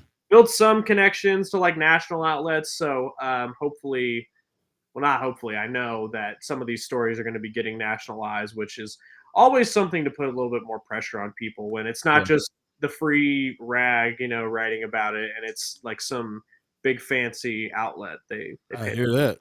That's what we Yeah. need more of. Hey, for the Mm, state, man, let's do it. yep, Appreciate you, man. Appreciate you very much. yep. Like, Thank you like I said, we'll guys. have you back soon. Do us a favor and grab us a couple of hard copies of the magazine if you get your hands on some too this Yeah, today. I'll be back next week, and I'm definitely gonna make sure that I have like a personal 5 or 6 copies. So I'll make sure that everyone gets some. Appreciate it, Definitely. man. And I'll be in town when you teach your class, man. So I'll be seeing you. Yep. Yeah, come out to the class. What is it? 16th. Next weekend, and Yep. then I think the weekend after that is the Yep. solutions journalism one. Yep. So come on through. We'll let you know on Friends of First Sky Omaha exactly when Mhm. baby boy is coming in Baby boy. shop. Exactly. Appreciate you, bro. All Go right. See Bengals. you guys later. What you say, Peace. buddy? Go Bengals. Go Bengals. Yeah. Who day? Hey. Who All right. that? No. Later. All right. Peace. Peace. Peace. Ladies and gentlemen, we're going to jump right into our next guest. We had him waiting in the wings. Adam Fletcher Sass in the house. Thanks for joining us, man. I actually didn't mean to jump you in that quick, but you're here now. So Hey. I How's Let's it fat, do it. going? I fat fingered the mouse, but it is what it is. I appreciate you coming through. There's a couple folks in the chat that were asking for you to come through, and we've had every intention of having you on for the work that you do with the North Omaha history stuff, especially. So good morning to you. Thanks for joining us. You're not in Omaha right now either, are you? No, I'm just outside of Portland, Oregon. So Oh, it's okay. it's 6:15 in the morning right here. Oh Okay. man. Well, thank you for joining us at the crack of dawn, man. This is Thank how you. we Thank do. you. This Hey, is how yes, we sir. do. Yes, sir. First of all, nice meeting you. I never really met you, but I heard good things. So can we kind of start just laying out a basic, who you are, what it is that you do, Yeah, and who do you work with or for? yeah. So my name's Adam Fletcher Sassy, and for the last 15 years, I've been writing and researching the history of North Omaha. I grew up at 27th and Ellison Okay. in the 80s and 90s. Graduated from North in '93. Visa. Went off to college in Lincoln, and it sucked, and couldn't figure out how to do it, and eventually ended up here in the Pacific Northwest. I have been writing and studying 15 years ago. Wikipedia first started popping, and people were getting into it. Oh, it's cool, whatever. But when I looked on it, I kept seeing Chicago history and not Omaha's history. So I Ooh. started writing about Omaha just in general, and I ended up starting about 300 articles related to Omaha's history. Mm. But Wikipedia sucks. It's a terrible format for writing, and it just doesn't work. And so I started NorthOmahaHistory.com. I also started a Facebook group and got some other things going. And basically, long story short, now I've published 8 different books related to North Omaha's history. 4 of Mm. them are for sale on Amazon. 4 of them are for free on the website. I published more than 600 articles related to North Omaha's history because I couldn't find that history anywhere, Yeah. online or in print. And Mm. nobody had been talking about it in a serious way publicly before I started. And so I just dropped the news into the hopper and just started cranking it out. Built a Facebook group to get people going. Now I've got 9,000 people in there, and I'm just constantly sharing content. I'm sharing pictures that I steal from different places, put together articles with content from all around, anywhere I can find it.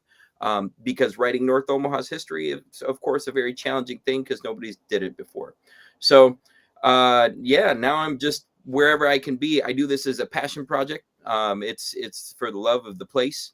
Nobody's paying me, and I just love doing it. I'm infatuated with the neighborhood, with the community's history. And when I say the community, I'm talking about everything north of Dodge and east of 72nd. So it's this big Mm. old swath of land. And yeah, it's very exciting. Well, you already got chat chimers in the chat, man, that are already fans of yours. Pop says, "I've been a subscriber and have loved Adam's work for years. Thank you, Mm. sir." Thank you, Also, thank you. Amy Holmes is in the chat, saying hi to you. And Amy's also, cool. So one of the things that I try to do then is reach out to people, and make sure that these connections are being made and people reach back to me. And it's really cool. Amy's doing a great project over at her organization, all focused on collecting community histories. Mhm. One of the things that, of course, I had to find out right away is that, of course, Omaha doesn't like to talk about its history with regards to African Americans, other people of color, and low income people. It's offensive to the rest of Omaha. When I first moved to Omaha, my family Wow. were border crossers from Canada. My dad was a Vietnam vet and all this, and Mm. we ended up moving to the trailer houses down in East Omaha, Garden Court. And after a year, we moved up to 27th and Ellison, and that's where I spent all of my teenage years growing up. And it's alive for me. My mentors, Edu Mahili and Mr. and Mrs. Hickerson, who lived next door, and Pat Abernathy, who's still there on Ellison. They were the people who raised me up. They were the people who did me right. And so this is just my attempt 600 articles later to try to give something back to the community that gave me so much and allowed me to be who I am. Well, Man. that's what's up, man. Wanda Lewis is in the chat. Sounds like you guys know each other. Yeah, Wanda is spectacular. And this is one of the cool things about social media, right? Is that I have a group of people who have been supporting me for a long time, sharing out my content and making sure that I'm connecting with other people. But Yeah. also I've been able to do things for them, so it turns into an engine reciprocity rather than just a one-way dump or whatever. I've had a Mm. lot of opportunities come back to Omaha, talk with people. I put out my podcast about once every couple weeks. We have 100 episodes all across the Wow. community's history. So I talk about the people, places, and events in North Omaha's history. A lot on Black history, a lot on low income people's history, but also a lot on the mansions that used to be in North Omaha, and a lot Mm. on the Trans Mississippi Exposition of 1889 or 1898. All these big things that people just don't want to talk about. Mm. It's still perplexing, the complexities of white supremacy and the way that it works in history telling. I was gonna say, So who is people? And you just said it. That's white supremacy. Don't want to hear that. Man, that's they that's exactly it. And yeah, I mean, it's the folks, and not to pigeonhole, but just to be straightforward about it, it's the folks who live west of whatever the invisible line is this year in mm. Omaha, that separates North Omaha from everybody else, that separates the east side of the city from everything else, because that division is as real as ever. But the discomfort that they express in reading the histories that I share, it's both laughable and tragic simultaneously, right? I Mm. mean, it's the thing where they aren't necessarily comfortable with the idea of there ever having been lynchings in Omaha, Mm, which they shouldn't be, but they also don't want to address it. right. And again, when I say they, I'm talking about middle class, upper class white people who live in their comfortable enclaves in West Omaha. It's tricky. Right. That's interesting. I was, yeah, that's interesting. You kind of read my mind about everything that I'm thinking about who is interested in this, who wouldn't be interested in it. Oh yeah. Well, one thing I do want to speak up on. Well, first of all, in the chat, Miss Erica Felt says I'm not from here originally. She's a matter of fact, she's around from where you're at right now. She says, but I've learned so much from your work, and I think that's the story that I get from everybody. So, but before we knew each other, I got your reputation precedes you. Mhm. So, and the thing that I'm hearing in the black community is that you telling the truth, and you're somebody to be trusted on this. I remember there being a lot of skeptical eyes on your writings, like, "What's this dude telling? This dude really telling the real story?" That's right. And I gotta give a shout out because my good friend that passed away, Mr. Curly Martin, who I consider one of the greatest historians of North Omaha, uh, gave you some props. Said you was telling it like it was, and a couple other of the elders in our community said the same thing. So Mhm. number one, that's a big thing for us is somebody coming in and telling our stories, and it's more like you're telling our stories. You're part of the hour Mhm. because you grew up here in North Omaha as well, and so on and so forth. So shout out to you for that, for you being diligent with your work to the point where your reputation precedes you that way, and also like I said, a couple of chat chimers asked to have you on. They really wanted to. They said one chat chimer told me you're capturing the essence of old North Omaha, Mm. not just the facts, but like you telling stories in the way that people felt it that were there.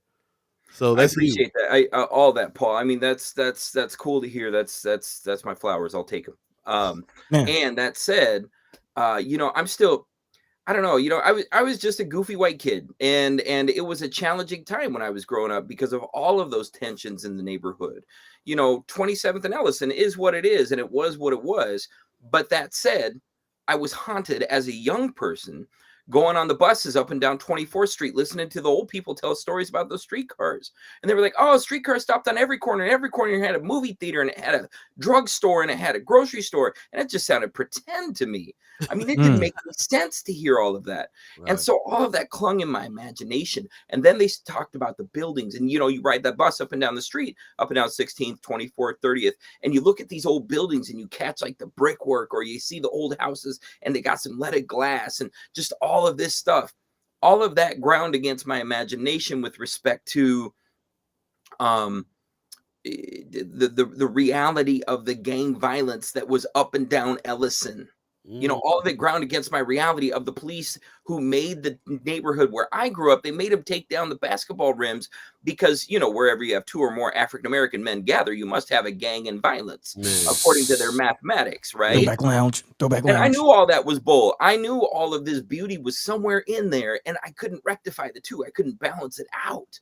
So my goal became how to tell the truth, but at the same time elevate the reality, and the reality being that North Omaha is so much more than people ever imagined. That's The deep. people are more, the places are more, the events are more, and it's just like there has to be some legitimacy that's lent to that conversation. I know as a white male in America today, I have some of that legitimacy just by the color of my skin. So I'm trying to tell the truth whenever I can and just beat on these doors over and over. The other day, WWT had me on their station, and other TV stations have me on too. And my whole point every time is to say the phrase white supremacy and Mhm. to speak openly about being an ignorant white male. And they cut it. I can't control what they Mm. actually put out there.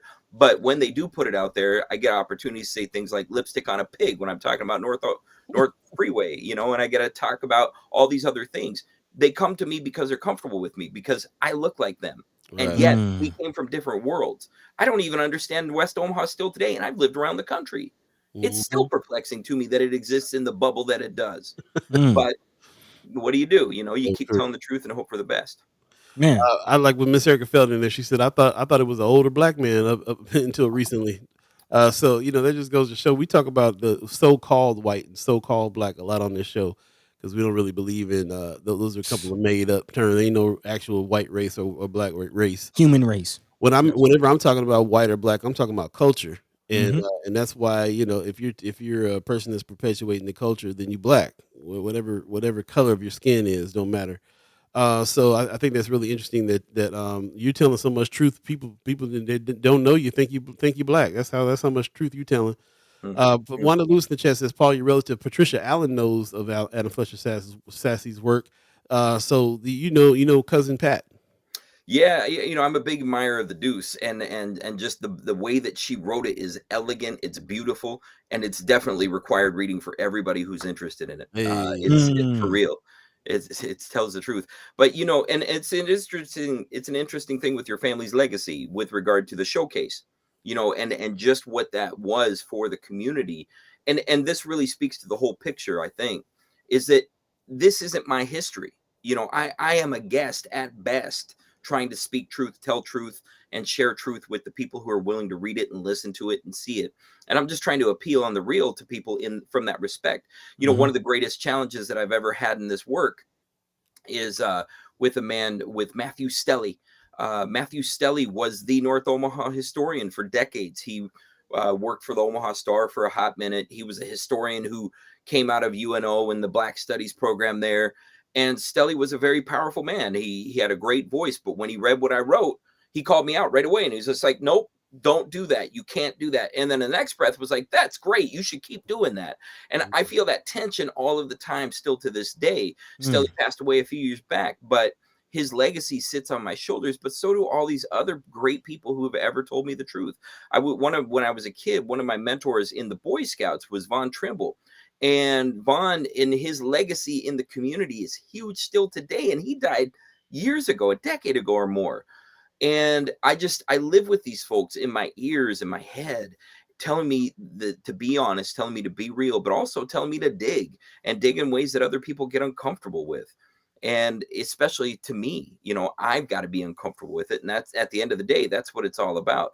And that's how white privilege has worked in my life. Put myself into uncomfortable positions that other white people refuse to, if only to speak truth to power and continue this struggle from a real perspective, instead of just some made up BS that they swirl around at the museum or tell on a tour or hope for the best. Oh, maybe everybody will like this. My favorite people today are the people who are telling the truth about the past.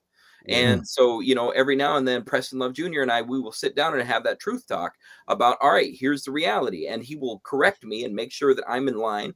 But then so will Von Chapman, and so will other folks who are out there telling me the truth. And Patricia is definitely one of those people who I look to her writing, I look to her sharing, I look to what she's done for that inspiration and guidance to make sure, all right, I'm not just some loudmouth white guy hoping for the best, but I'm actually doing the real that it takes in order to make it work.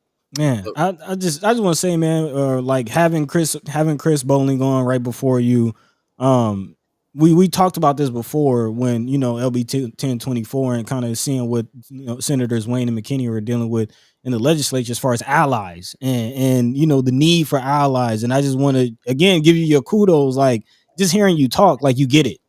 That's the easiest and simplest way I could put it. You get it as far as being a steward, and doing it the right way, still acknowledging who you are, not trying to be something that you're not, but also being responsible, being respectful. Like that's how it's done.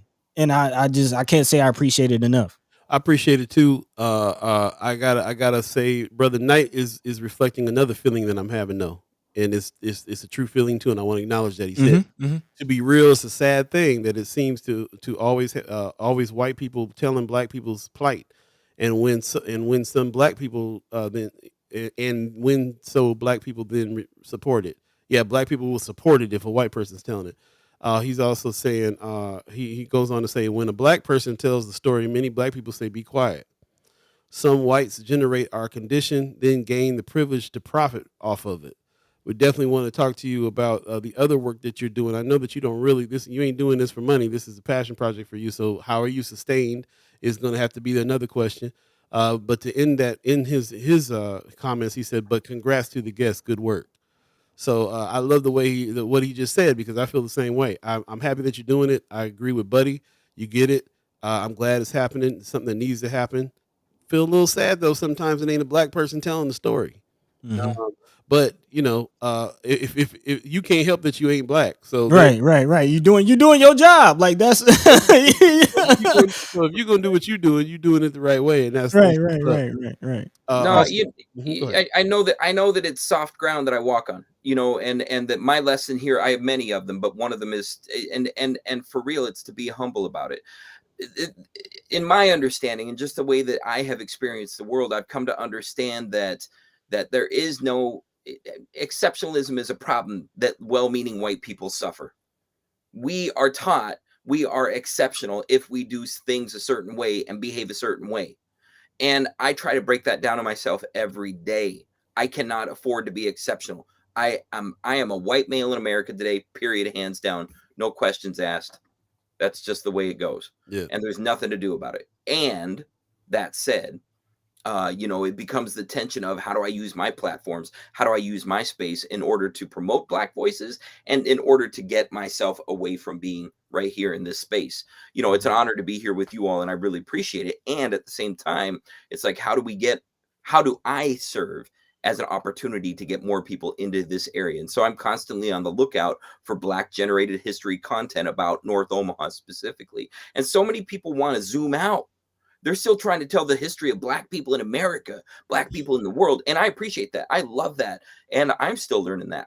Frankly, I don't know enough. I learn a lot from the Great Plains Black History Museum and the way that they pipe content onto Facebook, because it's about Black history at large. But I'm trying to focus on North Omaha, because when I was growing up, it was bad to be from North Omaha.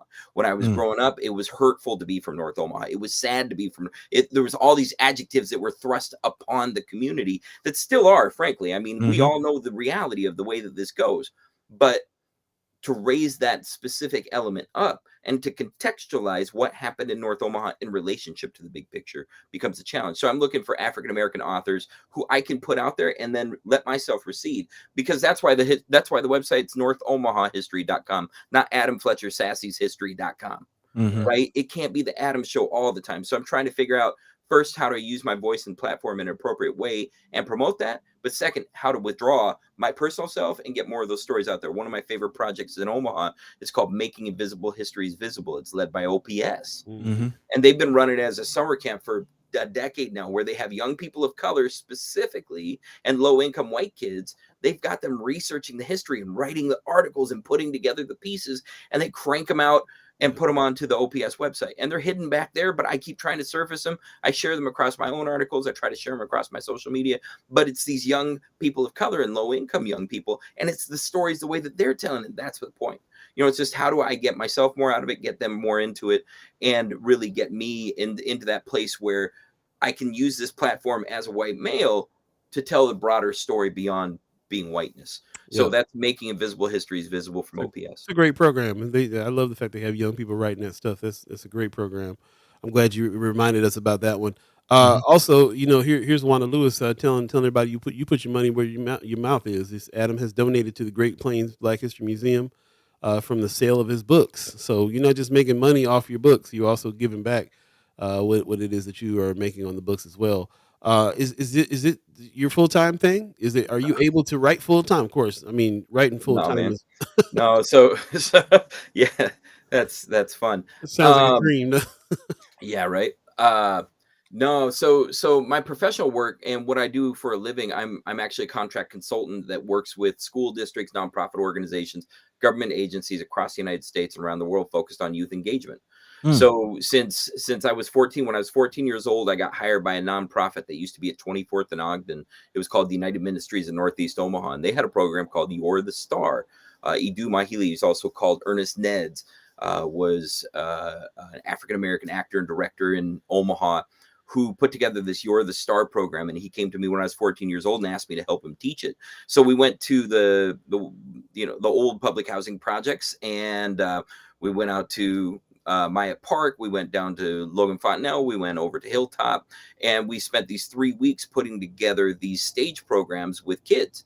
It was a free summer program where they could come and learn theater. It was an opportunity for young African-American kids to get on the stage and share their voice, who might never have had that opportunity before or after, and to really expose them to the arts this way. And Edu's vision was beautiful and massive for this.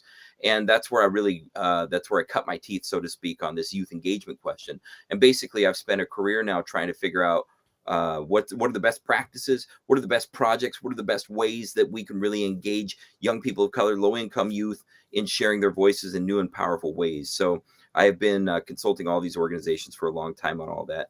That said, I've also been looking for an avenue to get back to Omaha for the last 6 months or so. Applied Hmm. with a bunch of nonprofits and talked with different people. I have experience in nonprofit leadership and doing that work too. So I'm looking for my avenue back to the city and back to doing kind of this work of the heart on location. Yeah. This is one of the great privileges of these days, right? Is that I get to do this online. I get to do this from this virtual distance, but it makes all the difference to be 1,500 miles closer rather than way out here in the woods. I hear that. When you get in town, man, I got to when I got in town, I realized I got in town in 2010, and I grew up in California, but you already know my whole family's from here. I started really learning about the legacy of my family when I came back, and I wanted to do a documentary film on the showcase. And so I started to record oral histories around town. That's how I kind of got started on this stuff. So I'll let you take a look at those. When you're talking about having other folks contribute, yeah. And there's a couple other people out here that have a lot of footage from back in the day too that we need to get our hands on, and maybe we can put some things together on that. But That's right. yeah, you ran into the problem that I ran into when I got here too. There's really not a lot of information out there Mm. that you can get from anywhere. I couldn't find anything in newspapers. I couldn't find a lot on what happened. And as I started, I said, well, let me just talk to the people who was here. Started talking to old folks and recording them talking and telling the stories. And I got a lot of stories from them. I got a lot of understanding about what happened at the showcase.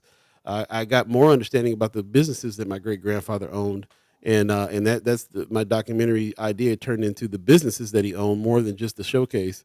But again, like to this day, it's really hard to find any kind of information on it unless you're talking to people firsthand. And so every once in a while I break that camera out and try to get some more. So I also pay attention to like what you're doing, because you're if I could do this full time, then I can understand. I mean, you're not doing it full time, but I mean, like if this was more my bag, then I would be out there like you are, really trying to dig deep.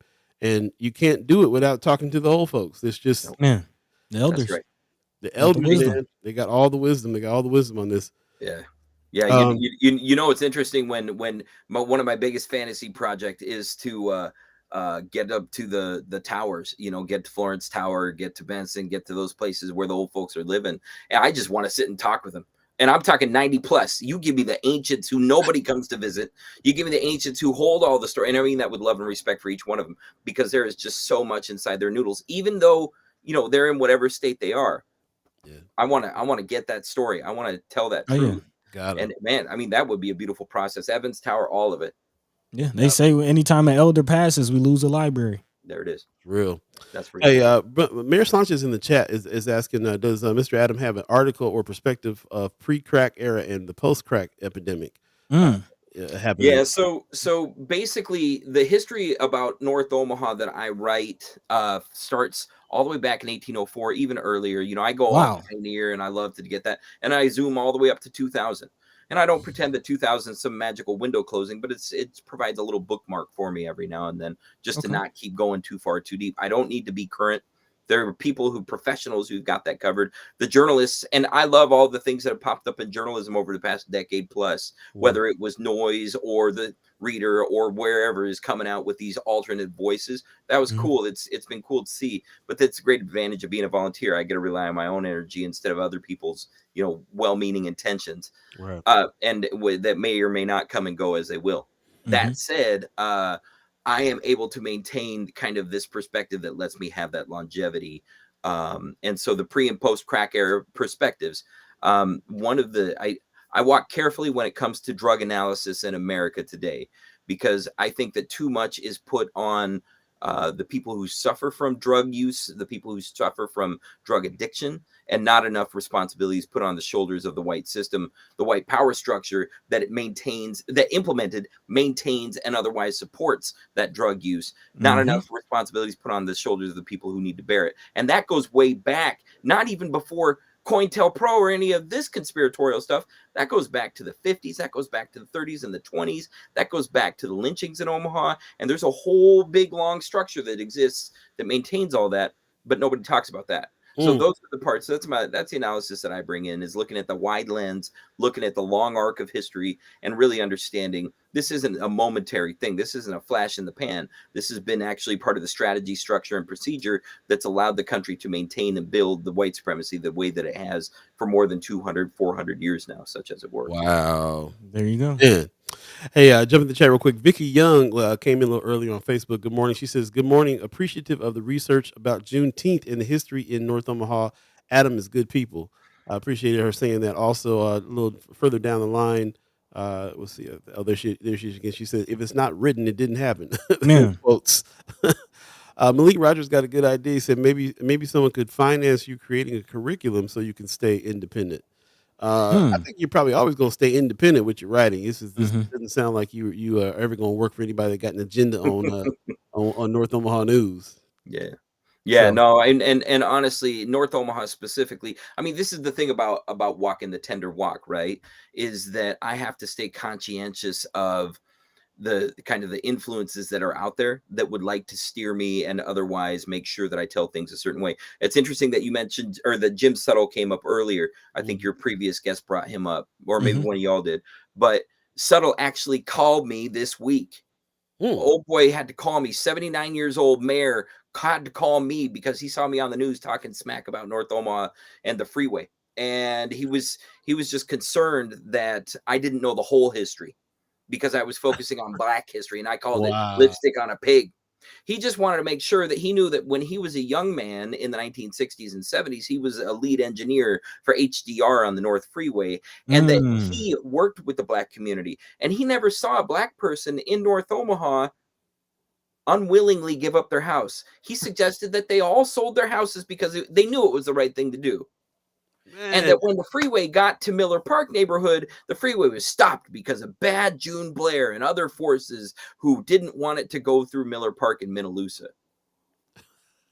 It's the very As park air I grew up quotes, right? on. The very park I grew up on. oh man, It's kind of sounding a lot like DeSantis slavery was good. You know, I mean, it's seriously, and that's seriously, and subtle, and bro. dude, That's dude subtle. called me up to ream me.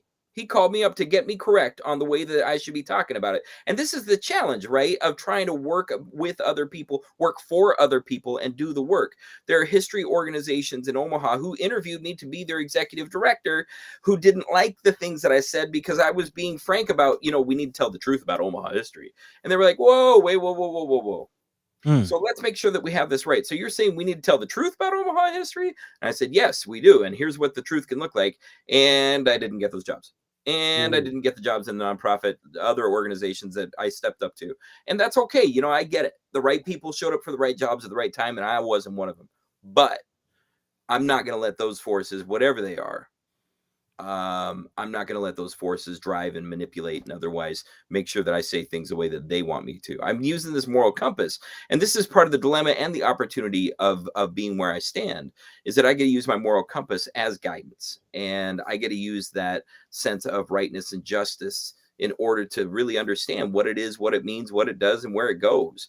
And That's that's gangster. just staying That's true and staying real to what it's all about. that's gangster. I'm telling yeah, people right now, the most gangster thing you can do right now is tell the truth. Is be a journalist, be a historian. news gang, news gang. News gang. Pop says I wrote to Adam and asked him about a grocery store that sat at the corner of the street I lived on back in the 1950s. He told me the entire history of the store and all the hands that passed through it. Mm, That's crazy. Yeah, Uh, it's interesting too because one of the fun things that I can do, and this is just the self-taught thing, and this is another thing about my work is that I'm self-taught. This is all just personally driven. When I was at North High School, I had terrible history teachers.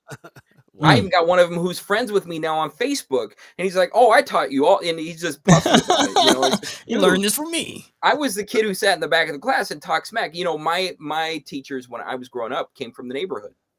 Reverend Mm, Helen Saunders, she had a church down at 29th and Ellison and in a house, and she was cool. But on the back of her Beetle that she drove around was a bumper sticker that said Malcolm X lives. And that was in the 80s. And I was a young punk kid who didn't know any better. And she was like, Adam, you need to know about Malcolm. And she taught me about Malcolm because she came from Detroit back to North Omaha. But she came to North Omaha specifically because it's where Malcolm. Brother Malcolm is from. And mm, so she really spilled that and made me learn it. Edu Mahili taught me. Von Trimble taught me. So many people taught me. This is what it was about. Somebody mentioned Plum Nelly earlier on. Ms. Hickerson lived next door to me. Mr. and Miss Hickerson, they called her Mama San and Papa San. And Mama San taught me all about Plum Nelly back in the 1920s. Talked about growing up there and making dandelion stew and all kinds of crazy possum and squirrel stories and just things. I don't want to remember that. And there's no reason for some goofy white kid to know about it. But she was telling me the truth that she lived in Plumnelly, and the truth that her family lived later on when they were down in the North Omaha bottoms. And it was just this kind of historical truth that somebody's got to tell. Somebody's got to get it out there. So I love that. Well, I appreciate your efforts in doing that, bro. We'll definitely have to have you back here. Oh yeah. Oh yeah. We're as a matter of fact, you got my mind swirling about a few things. Some of this curriculum that we're putting together might need a little history lesson on top of some of that, and even on the show, it might be good to talk about not just what it is that you're working on now, but things that are relevant to some of these stories that we're talking about now. We missed that piece back in the day when Michelle Trosclair was here with us. She would always tie a lot of things into the history of what was going on. A lot of hers was the history of the country, though. So I like the fact that I'm excited about this idea of tying things back to the history of North Omaha, specifically, right? Yeah. So yeah, look for us to have some more conversations in the future, bro. I appreciate that very much. I appreciate you getting up so early this morning and Man. talking with us. The Yeah. sun's out now, so that's all that matters. The day has begun. Thank There you you. I go. really appreciate it, guys. It's an honor to be here and a real privilege. Thanks, man. Man, likewise. Thank you. Thank you. We will talk to you again soon. Take care. Peace. Peace. There you go, ladies and gentlemen. Adam Fletcher Sassy Yeah. in the house. We finally got him on. We'll take a quick break, come right back and jump into some haps. Stay tuned. We'll be right back. First Sky Omaha Radio. First Sky Omaha in the morning. In the morning. Oh, yeah.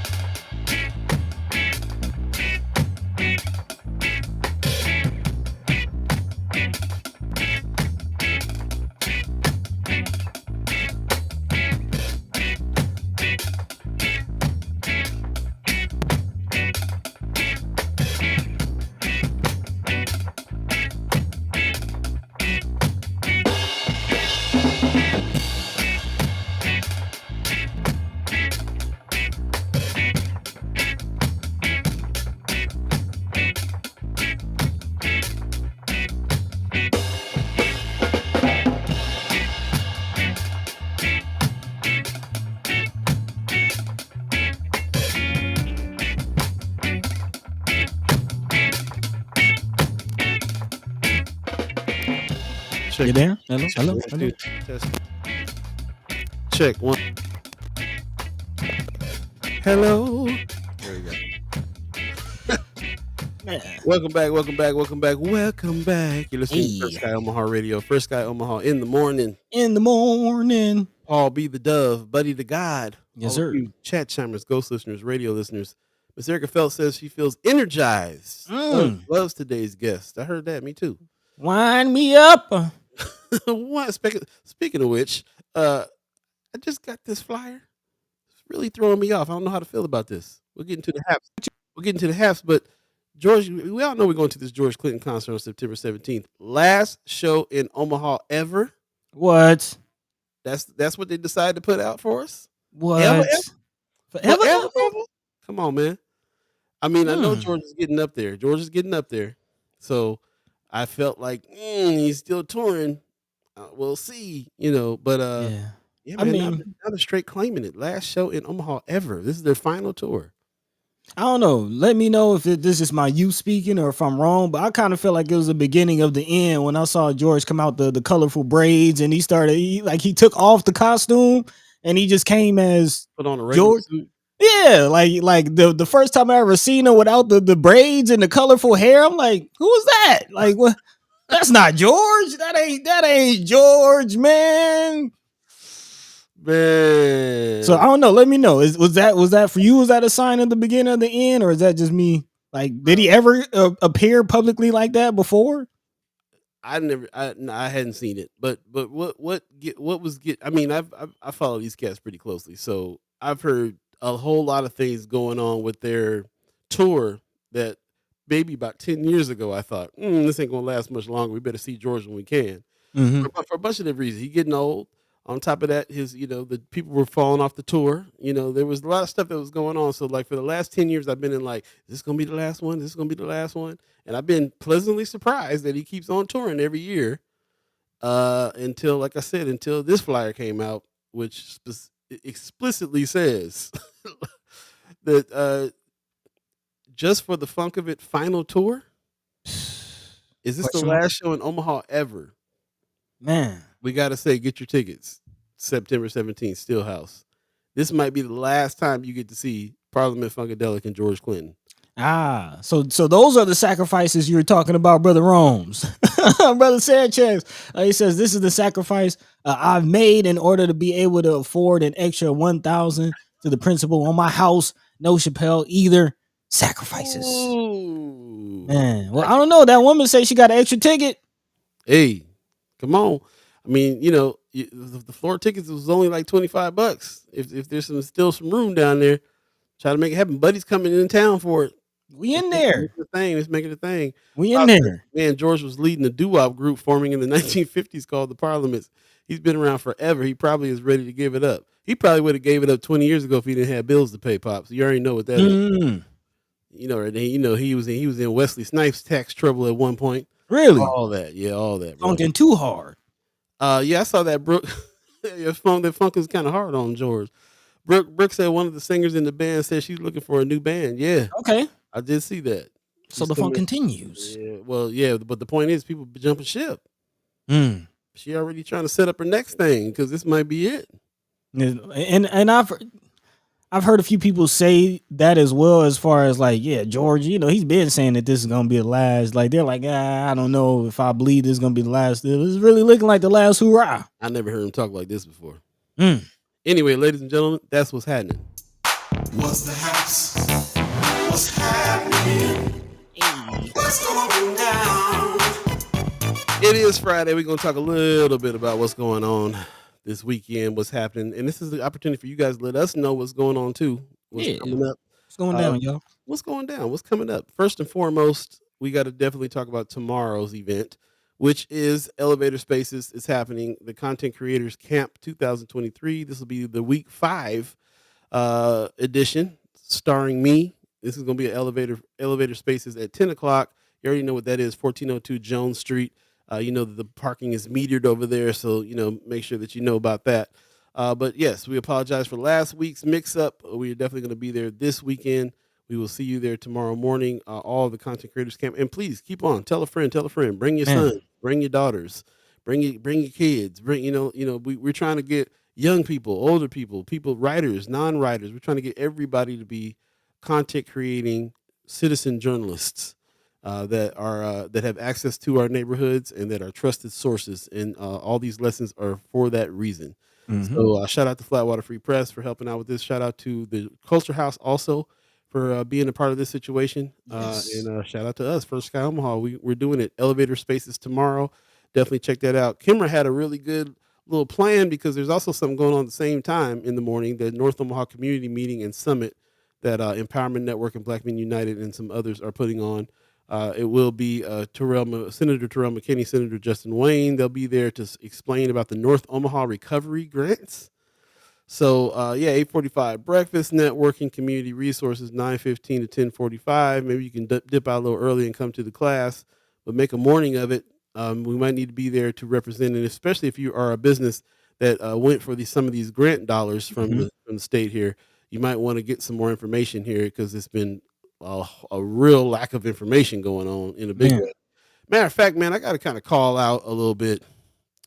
We were supposed to have a meeting with somebody from the DED yesterday. Didn't really get a follow up and a call back on that. I thought that was a little bit of not too professional to not even call back and be like, nah. I mean, you can call back and tell us no.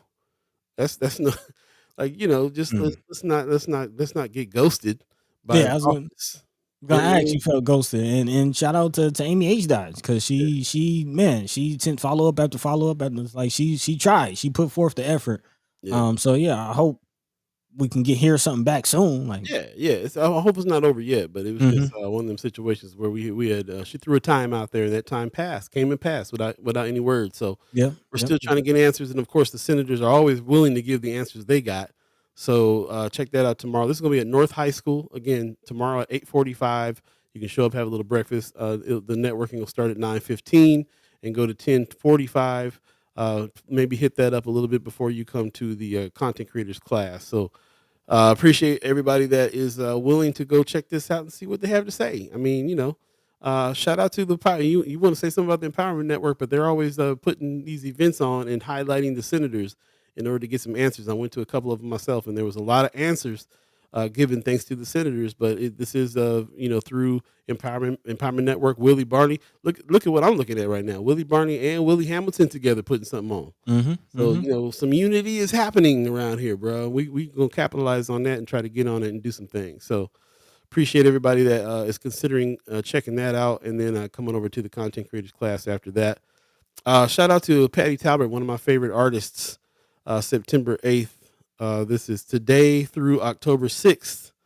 Paintings and Words by Patty Talbert, one of my favorite artists in Omaha. She got a project out called Black Joy. I'm looking for some Black Joy in a big way, so I'm definitely gonna get down with this. But definitely check her out. This is at the which gallery? This is at the Project. It's over on Vinton Street, 1818 Vinton Street. So it's part of the whole Vinton Street art situation over there. I believe Derek Higgins was over there doing an art installation over there at Project just Vinton recently. Street. Is that like the little bohemian kind of by tiny house? Is that No, Vinton Street is its own thing. It's this art community. That's where like Louis M's Burger Lust and all that stuff is over there. Oh yeah, okay. Yeah, Supermercado.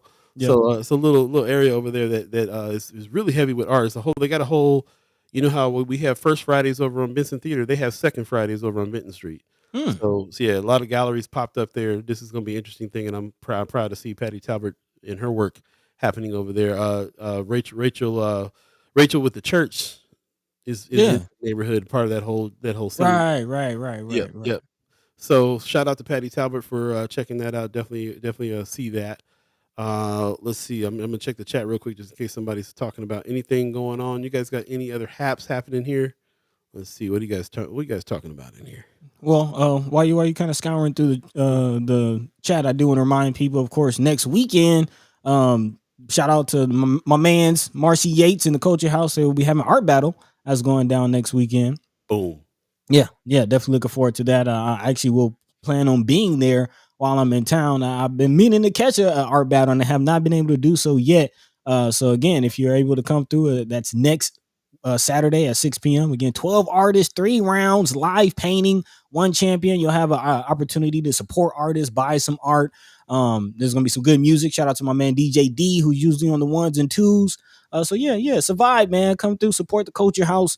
They doing the work, man, doing good work. And also this is a national event that has been brought to Omaha. So, anytime we kind of think from the perspective that Omaha is the center of the universe, a lot of things coming out of Omaha and happening in Omaha that's connected nationally. So again, this is one of them. Big shout out to the Culture House. That's right. Here's another one of them. Again, we got to talk about the final tour, Parliament Funkadelic, coming to the Steel House. If you haven't seen the Steel House yet, you definitely got to check it out. Dope venue. Really cool. I'm glad George Clinton's going to be there. It's going to be a fun show. Man, Buddy's in town for that, man. 17th, and then right after that, the 18th is my man Dave Chappelle going to be in the house, man, on the 18th at CHI Center. It's a celebration. A celebration is going down. Man, new work. Can't wait for new material. Yeah, it's gonna be dope. It's gonna be dope to see him live. It's a different experience. Everybody I talk to that said they see him live is a different experience. You get a lot of what you get, and even people that try to sneak their little camera in there and get a little bit and be on YouTube, but nothing like how a show actually goes. Because unless you are at that show, you will not be able to experience Dave Chappelle the same way. Man. It's a strict. Don't bring your phone in. Don't bring nothing in to record this thing. He wants to be able to just speak without it being recorded, and so you can imagine how wild it gets. Yeah. Definitely want to check that out and see what's up there. So, shout out to like Buddy said, man. Sometimes it feels like the center of the universe around here when stuff like this is happening. Dave, George gonna be in town. Yeah. Really appreciate that. As a matter of fact, everything else that I have here is kind of down the line, but we will remind people that Angela Davis is going to come speak on October 27th. Put that on your calendar. IB Black Girl is hosting her as a keynote speaker for the Reproductive Justice Summit. That's October 27th. And so it's going down. Miss Angela Davis will be here in the area to speak as well. It's really interesting how Angela Davis, Dave Chappelle, George Clinton can be in town. It feels like the center of the universe. You know what I mean? Kind of a trip. Whoa, never seen that before. What's that? Yeah, I don't know what's going on with my camera. You can hear me though, right? I can hear you. Yeah, your Yeah, I don't camera. know Is what's that going your on with camera my camera. tripping? Yeah, cameras. The camera said it's not past 9 o'clock. We supposed to be gone. Man. Yeah, camera tripping. One more thing before we get out of here. Don't forget, we got the community networking happy hours happening at 3 to 7. I'm doing a lot of my meetings at the Benson Theater here between 3 and 7 on Tuesdays. So hopefully be able to see you guys there Tuesday. I know I got a meeting with Amy H. Dot over here on that day as well. So yeah, come on through, have some mocktails, classic cocktails or crafty mocktails if you don't drink. Okay. And yeah, come through and it's a networking event, so we definitely want to come around and just kind of talk and see if we collaborate and get together on some things and partner up and all those good things that we like doing because it's all about the collaboration, not Yeah, man. competition for Yeah, us. man. It's not the upper room, it's the front room. The The front room. Miss Miss Erica Phelps says she does have a ticket to Diana Ross for sale. I don't know when is that? When is that? But she says I also somehow have a ticket to Diana Ross third row that I'm stuck selling if someone wants it. So Oh if wow. you looking to check that out, check that out. Also, shout out to brother Sherman Wells in the chat. He says that Mr. Levi Blake is still missing. We will be putting together a search party this weekend. New camera footage shows him on the corner of 31st and Bedford. That's Oh, beautiful. Yeah, that's beautiful. Again, my mother-in-law was out there. That is her father. She went out there. And I did hear that there are updates and more information coming. So please, again, if man. if you're a part of that or want to help, please do so. There's the information. Definitely reach out 470-216-5793 or 531-203-3810. Again, brother Levi Blake, also known as Capone or Pone, has been missing now close to a month. So again, but there has been footage. So hopefully that's good news. And yeah. Please assist with the search. That feels like some relief just to hear that little bit of good news Man, about it, man. That's man, what's up. that's huge. Shout out to Miss Erica Felt on that, reminding me about that Diana Ross show that's coming, man. That's another huge. That's what I'm saying. Another superstar coming into Omaha. Man, Omaha ain't the when is center that? of the universe. Wednesday, September 13th, Oh, that's next 2020. week. So it's Next week. next week as well. Yeah. So Yeah, that's coming up. crazy. Uh, and if you want that ticket, man, hit her up. I might have to hit you up on that myself. Yeah. I've never been able to see Miss Ross. Okay, That might be the thing to do for real. I'm gonna So check that out. If I'm not mistaken, she was just singing "Happy Birthday" to Beyonce on the tour, on yeah, the Renaissance you tour. see that? You see Yeah, that? yeah. I saw that. Couple Yeah. of legends in the house. That's what's up. Man. Before we get out of here, I do want to also acknowledge Miss Wanda Lewis talking about some monies out there. She says it's on the city council agenda for Tuesday, so we'll definitely look out for that. But there's apparently another $1 million coming to North Omaha, agenda 7, 8, 9, and 10. Does anyone know where that money is coming from? Great question. We'll look into that. But yeah, thank you for giving us that heads up. Again, another millie coming to the north side. Them brothers, I mean, they put some things in place. They keep putting things in place for real. Also, there's a lot. I mean, we're gonna cut it here, but there's a lot. There's an old school party coming September the Okay. 16th as well. Miller's Landing. This is hosted by Zola. I've been seeing people put this around, man. This should be good too. So featuring live music by the Chocolate City Soul Sessions. We actually got a lot of things that's popping. We'll just go ahead and put those on Friends of First Sky Omaha, and we're still putting together our calendar for this. This is something that happens to us all the time. There'd be so many things out there to check out. We need to go ahead and put them on a calendar. So we'll definitely do that. And don't forget that anytime that you guys want to volunteer and help on that, let us know. Man. Yeah. Definitely use the help. Avengers. Yes. I'd be remiss if I didn't say Happy Star Trek Day because I got too Hey. many Star Trek heads in the chat right now that and especially Star Trek Rich. Uh, gotta say it. So happy Star Trek Day and all that good stuff. Shout out to everybody who's joined in on the chat this morning. I see you guys hanging to the bitter end. We apologize for going past time, but it is what it is. They don't care. Yeah, They don't care. They try to keep us here for 3 hours. yeah. Somebody They get don't on care. top of that 3 hours. I don't know about that, but right now the agreement is 9, and we've broken it. Yeah, So we yeah. apologize. Buddy, you got some words for the people? Oh yeah, definitely. Big shout out to Chris Baby Boy Bowling and Mr. Adam Fletcher Sassy. I guess we were saying his name wrong. But thank you for coming through, and I really enjoyed those conversations. It seems like a lot of you in the chat did as well. Hopefully you learned something. If not, go ahead, check out the reader. Go ahead, check out NorthOmahaHistory.com and learn something. Reading is fundamental. But yeah, as always, man, I appreciate this conversation. I appreciate doing this. I appreciate everybody in the chat. We love you. We thank you as always. And yeah, catch the same time, same place, man. Monday, Wednesday, and Friday. In the meantime, the between time, take care of each other, take care of yourselves. And a reminder, I'll be there next weekend, man. Let's live a live together. Yeah, man. That's what's up. Can't wait till Buddy comes out. Hey. Just to update real quick, Josh Sherman Wells says, unfortunately, that sighting was on 17th. It was just discovered on camera recently. He said the search will take place on John Creighton Boulevard from Bedford to Ames. So, again, keep your eyes out for Pone, man. Brother Levi Blake, still missing. He's been missing about 3 or 4 weeks now. So, shout out. If you see the family, 470-216-5793. If you see him, call the family, 513-203-3810 is the other number. I just want to state that in case you're listening right now, and you can write that down and give them a call if you have any sightings. So appreciate that very much. Thanks for everybody, man. For everybody, like I said, everybody joining us, really, really appreciate it. I'm trying to scroll up and see what people said. Miss Erica Felt said, incredible show with wonderful guests. Next weekend, I'm out of the house and excited to see First Sky family. Drink water, be safe, be good to yourself. I heard that. Can't wait. Thank you very much. Really appreciate it. Also, I thought I saw something from Pops here. I'm lost in the chat. Lost in the chat. It's going down. Gwen Easter said, good show. Appreciate that. Thank you. Amy, what do you agree and disagree about? She said, great show. Have a great weekend, y'all. Appreciate that very much. And everybody else who give us our props. Thank you so much for that. And man, a lot of activity in the chat today, and can't thank you enough for that. This show would not happen without you. Man. Thanks to the Maha Tribe elders for allowing us to be on this land. Thanks for our elders for allowing us to speak before them.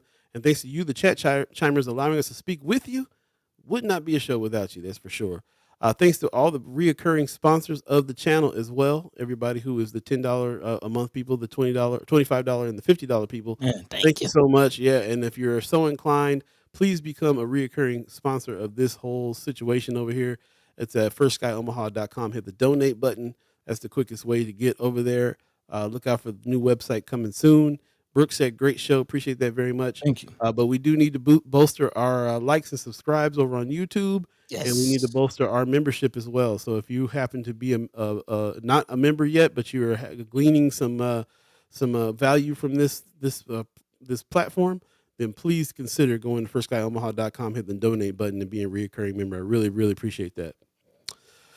Thank you very much. We're going to go ahead and get out of here. This is the latest we've ever been. This is 12 minutes past the hour. We apologize for breaking that agreement, but thanks for hanging with us on this Friday.